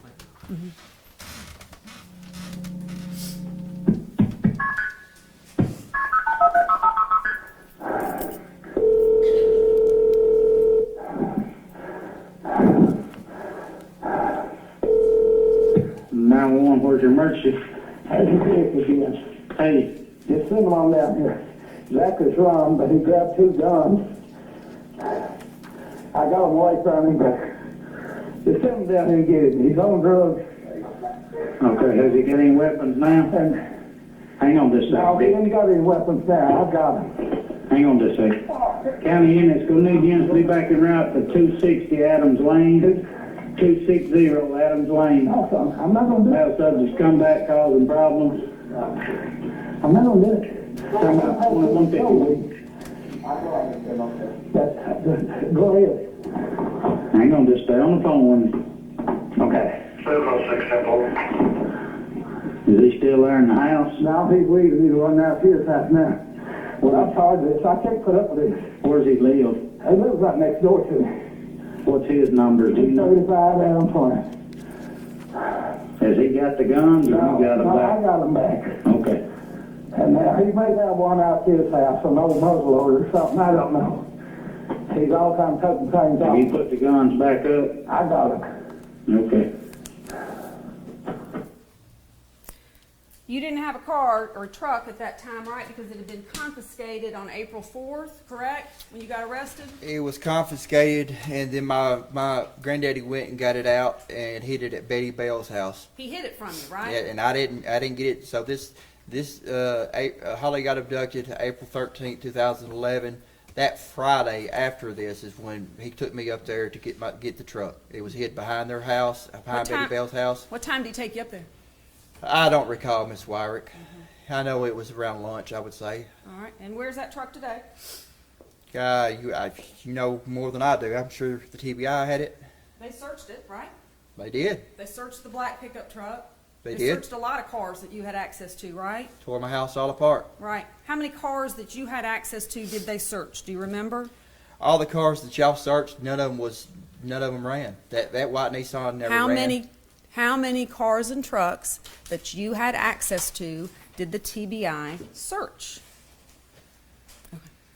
The Silverado that was wrecked, that was incapacitated. Just give me a number. I'm counting right now. I'm counting. I'm doing it right now. If you just my Silverado that was crashed. I had a black Nissan. It didn't run.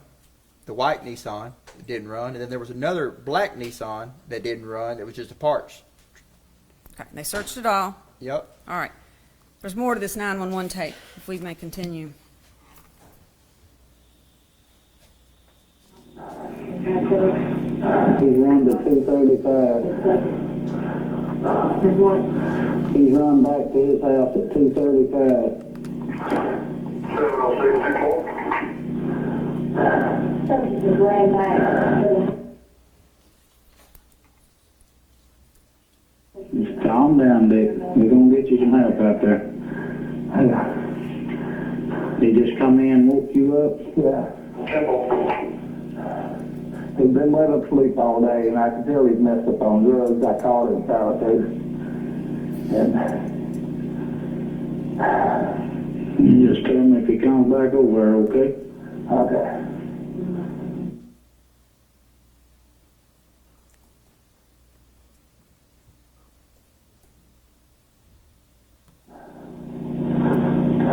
He go back in over to his house. I don't know where he just run out toward his house. I don't know where he went, but he run out toward his house.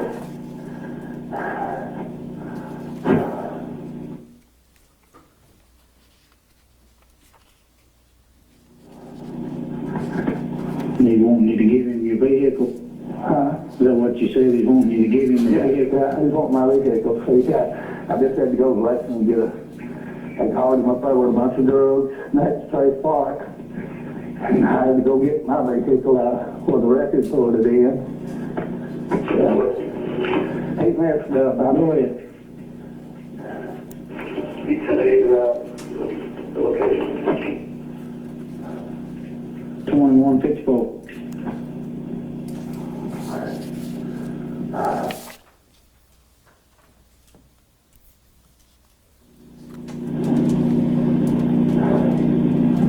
Don't know what all he's messed up on. No, I just know he's messed up. I mean,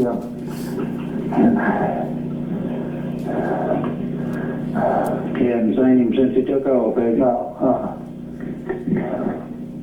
no, he grabbed that couple of guns and I got him away from him.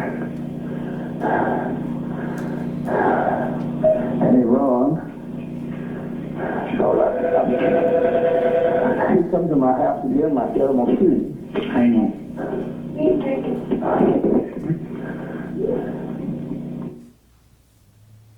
Pause that, Mr. Boyd. For what purpose are we playing this? We're just playing the entire thing, Your Honor. I'm sorry, I think it's almost done. To show that his frantic state of the defendant on April 13th, 2011, trying to get to vehicles and trying to get to guns. Is that it? I think we'd ask that this be marked as the next exhibits. Objections, Mr. Page, thank you. Let's put those both on one flash drive, collected exhibit 117. That's all we, thank you. Thank you.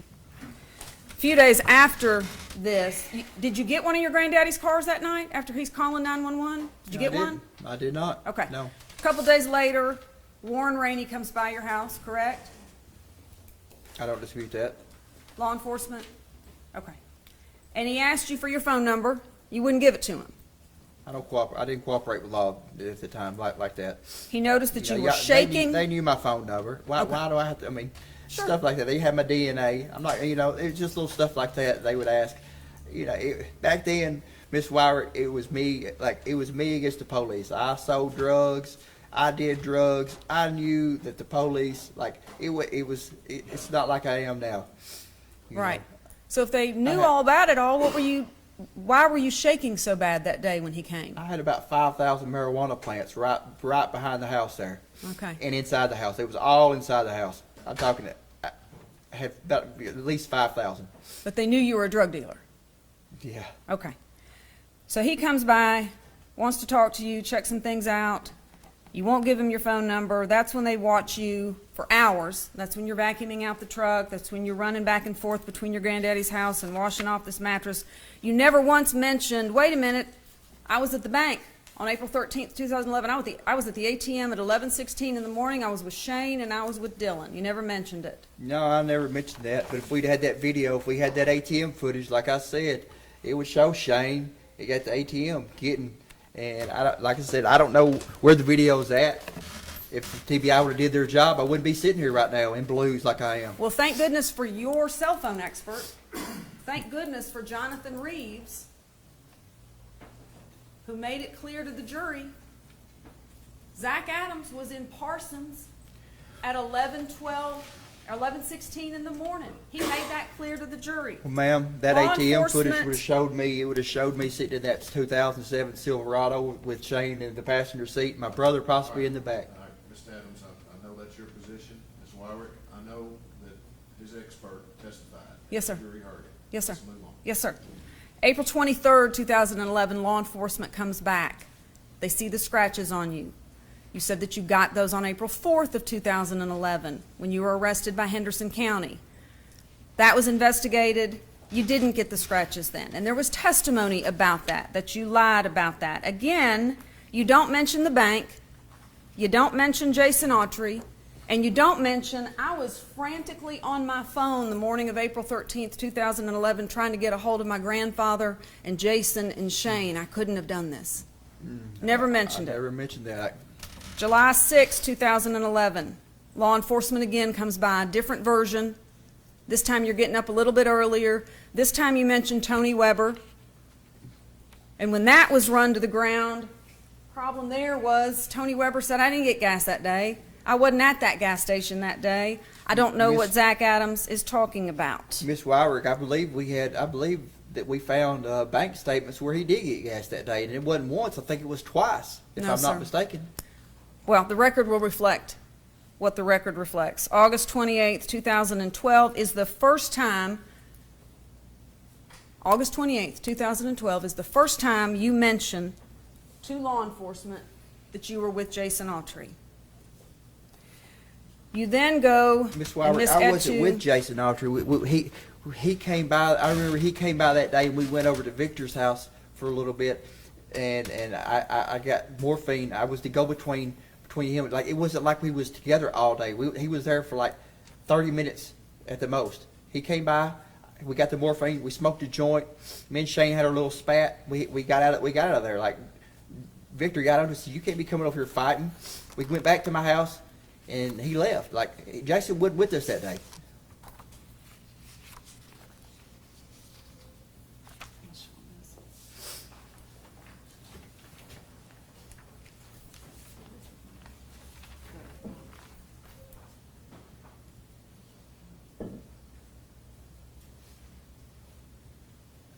May I approach, Your Honor?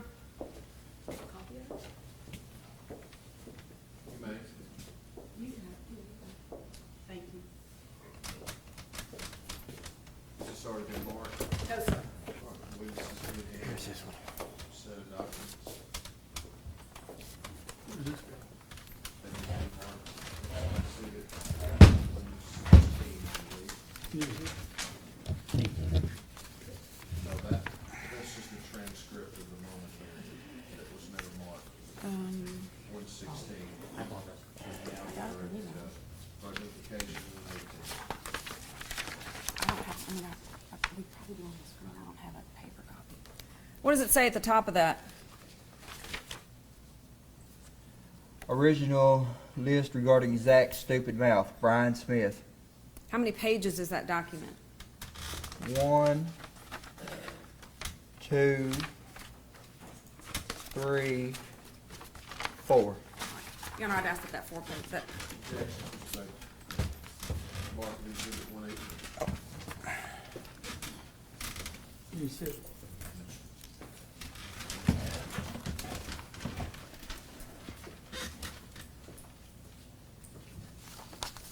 may I proceed, Your Honor? You may. Thank you. When did you hire Jennifer Thompson, do you remember? I was arrested February 28th, 2014. I think it was later on that week she came. Her and Jim came. I wouldn't say I hired her right then, but she came on, and it was right before the preliminary hearing at the Decatur County for the trumped up charges that was later dismissed with Amber Bray and that. The charges where you held Amber Bray hostage? That, No. that was the accusation, correct? Until she gave you money? Until what? Till they gave you money? That's false. Okay, that was trumped up. Well, how come y'all didn't prosecute that then? That's what I'm Well- asking you. Is that the case you're talking about? Yes, ma'am. Okay. You were also indicted at some point for threatening to kill your brother Dylan Adams, correct? I don't recall that. You don't recall being indicted for that?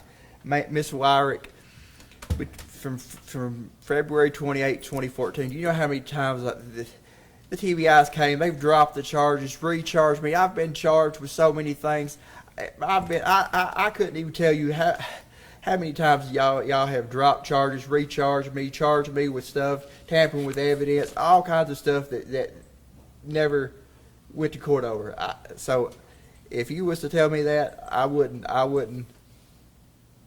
I don't recall, but I wouldn't doubt it. The jury heard testimony that you tried to get Jason Autry to kill Dylan Adams, your brother. Absolutely not. That's a total lie. The I love my brother with all my heart. The jury also heard testimony that you got word to Dylan Adams that he better keep his mouth shut. Was that a lie too? No, I did say that. I was upset, and that's the reason that all this happened is the lies that he told.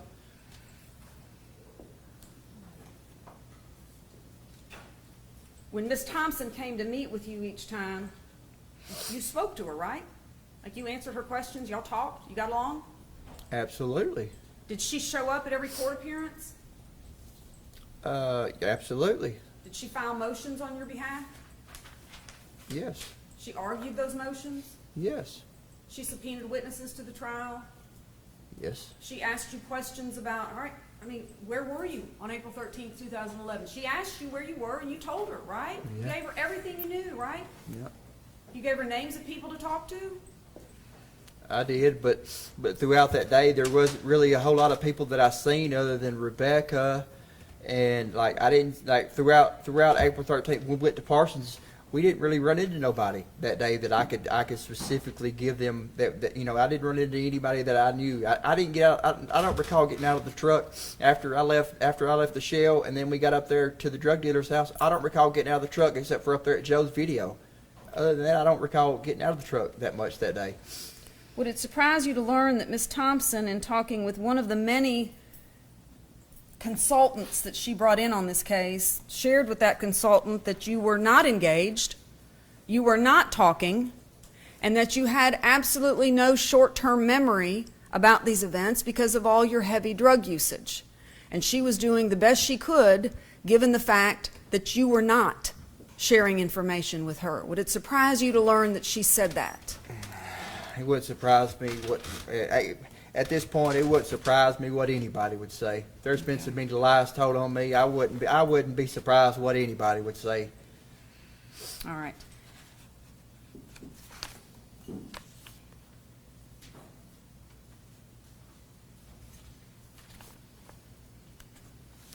You were convicted by the jury. How long did they deliberate? You remember?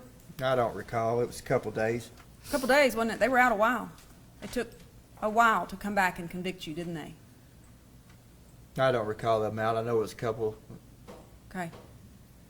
When you made the statement, no body, no gun, to Mr. Cooper and Kirk, you were just talking? I don't recall making that statement, ma'am. Okay. When you And- made the and that's statement, I another thing. couldn't have That's picked. another thing. Y'all had those two inmates, but there was a corrections officer that was right there too. How come y'all didn't get her to come up here and testify that I made those statements? She was right there. She was right there beside me. I was in protective custody. They had me up there in a cell. I wasn't in general population. I was up there in the front in a cell all by myself. They had me right there beside the guard. How come y'all didn't get her to come say that? How come y'all had to get two inmates? Oh, let me guess. Y'all couldn't give her a deal. To answer your question, Okay. you have an opportunity to explain. Okay. You finished? Yeah. Okay. You were convicted by the jury, and then conversations started about the next phase, right? About the death penalty. Which if I'd had to do over, I'd have went on and let them get the death penalty. It'd have been, I'd have got better appeals. I would have went on. If I'd hindsight been 50-50, I'd have went on. I wouldn't have took this deal. Well, you that I could have took. you could have taken a deal, Mr. Adams. I shouldn't have, though. I should have went on and let them give me the death penalty, and then let these death penalty activists fought this, and then the truth would have came out, and all the shady stuff that has went on, like the ATM video, and all the stuff that's been hidden and covered up, would have came out. Well, then why didn't you tell your lawyers, sign me up for the death penalty? I should have. They came to you and tried to get you to plead to something lesser than life without parole, right? I wouldn't. I ain't going to. I never will. I won't ever plead to nothing. I'm innocent. Why would I plead to something I didn't do? Okay. That'd be stupid. After you were convicted, you began having conversations with your lawyers, right, about the next phase, or did they not talk to you about it? Did y'all talk about it? We talked. Okay. And they said the state is willing to take death off the table and give you life without the possibility of parole, right? Did they say that to you? They did. They did, and they come back and they said the first time, I believe it was they didn't want me to have no appeals. I said no, absolutely not. So you took And life I do with... remember that at this point there was some animosity between Mr. Jim Simmons and and Jennifer, because Jim came to me trying to get me to plea out behind Jennifer's back. And then after I said, no, I'm not pleading out to something I didn't do, he made me sign a motion. He wanted me to write a motion to the judge because he wanted to recuse himself. In which I did. You accepted life without parole, right? I did. Okay. What year was that? 2017, September. You remember writing a letter to Ms. Thompson in 2018? Do you remember writing a letter to Ms. Jennifer Thompson in 2018? I don't recall. If you have the letter? I do.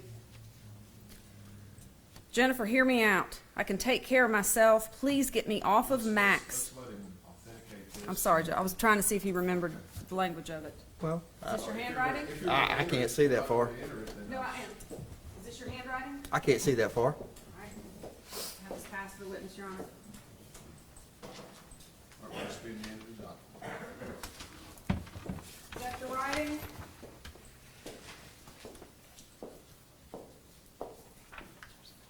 That is. Okay. Your Honor, I'd ask that that be marked as the next numbered exhibit. Mark it as exhibit 119.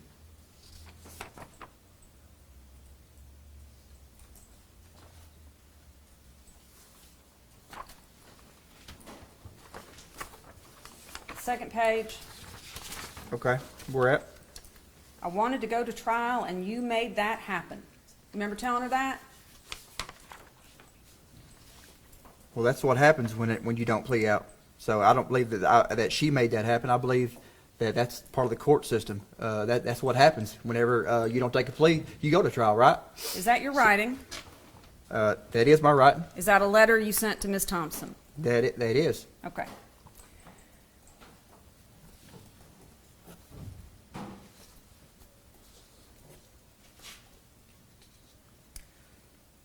May 22nd of 2024. Anything else with this letter? No, Just pass no, it sir. down, please, Chief. Sorry, thank you.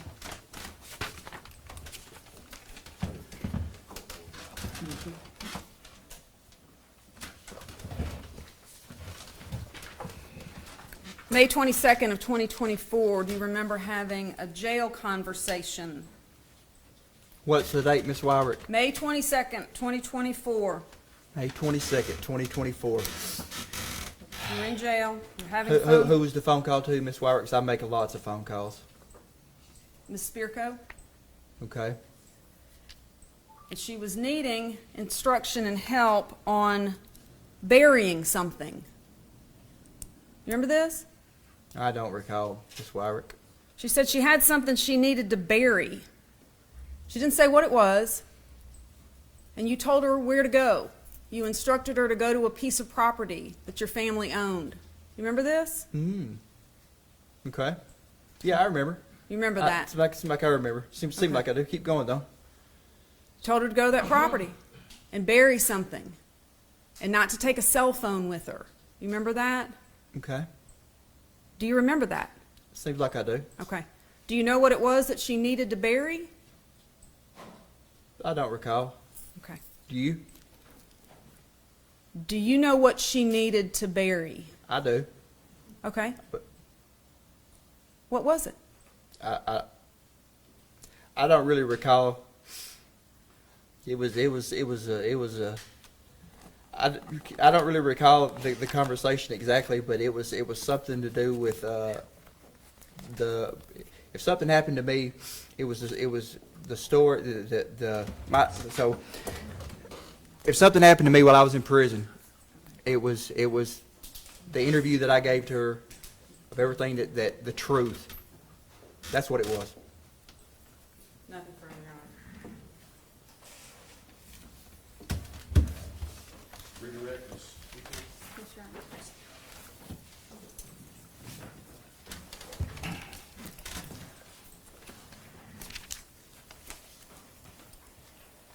Okay. Mr. Adams, Yes, ma'am. Ms. Wyrick asked you a bunch of questions about how hard Ms. Thompson worked in preparing for your defense. Do you recall that line of questioning? Yes, I do. Okay. And she read through your testimony to the court, telling them it was your decision not to testify. Okay. Right. Can I elaborate a little bit? So I've never been in a trial before. I never knew how a trial worked. So I never knew, I couldn't, looking at the way she worked and the way y'all work is like day and night. She was so unorganized. She was just, she didn't know, it's like she didn't know what she was doing. Well, let me ask you this, okay? Did you have any idea that your attorney did not know the circumference of a .380 round? I did not. Did you have any idea that your attorney did not know the difference between a cell phone expert and a cell phone tracking expert? I did not. But I do know we had unlimited resources that we could have hired any kind of expert available. And we didn't. I believe the only experts we hired were a jury consultant and a cell phone expert. And do you recall seeing any video, still image, anything that showed your truck at the ATM during trial or before? Nope. Okay. I remember I told Miss Thompson that about me being at the Delta, and I remember she was asking me like which pump I was at, but no, I've never seen no video of the ATM. Okay. You recall Ms. Wyrick asking you about when you accidentally shot your mother? Yes, ma'am. Okay. And she read off a report from a medication expert that said that using your mother, that it would be a problem using your mother as a mitigation because you shot her, right? So during that incident, when you were mishandling a weapon, were you on drugs? I was. So were you high at the moment that happened? I was. And do you typically remember 10 days after a regular day of your activity, everything that you've done? 10 days ago, I couldn't tell you how many times I used the bathroom or how many phone calls I made or exactly who I talked to. But I can tell you that I probably talked to my mom. I probably talked to my granddaddy. There's 2 or 3 people that I always talk to. But other than that, I couldn't tell you what we talked about, the substance of the conversation, what I ate, or a lot of things. No.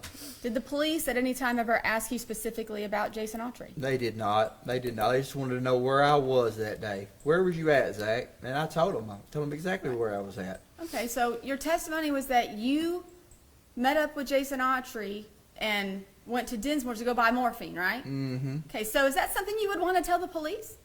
Absolutely not. And you also mentioned that, Mr. Autry's a commanding figure. Would you agree? 6'6", he's a big dude. And you said that you didn't want to get on his bad side, right? Absolutely not. So we heard the 911 calls from your grandpa. Yes, ma'am. Was that the first instance that you ever had your grandparents have to call 911 or had problems with them? No, ma'am. Because you were using drugs, right? That's right. And you would get in fights with your grandparents. That happened a lot. They would say I was high, and we would have an argument, and that was the easiest way for them to get me in jail and get me cleaned up. Happened all the time. I would go to jail, and I would take a plea, and I would plea out. Happened all the time. Happened all the time.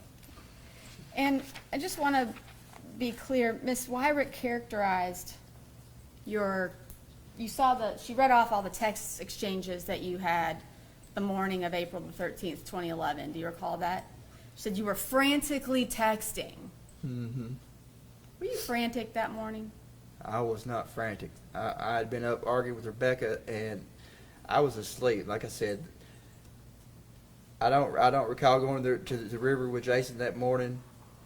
It's because nothing stood out that morning. We didn't catch no big bass. He didn't have a large amount of drugs. There was nothing that morning that was out of the ordinary. And the only reason I remember Shane calling is Shane never called like that. He never asked me that. And I was like, Shane, why would you call and ask me if I wanted to overdose on Xanaxes? But it's just the way Shane was. He was just kind of he was trying to be funny about things. So that's something that stood out to you about that day. It is.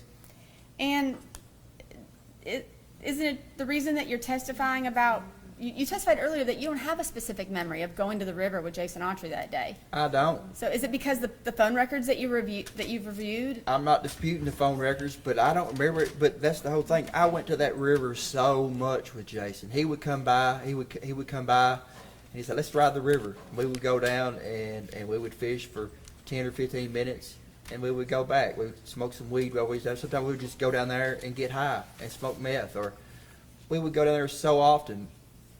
You know, it was a place that we hung out. And the document that you received that said all the stupid things Zach said. Have you ever seen that document before? I haven't. I haven't.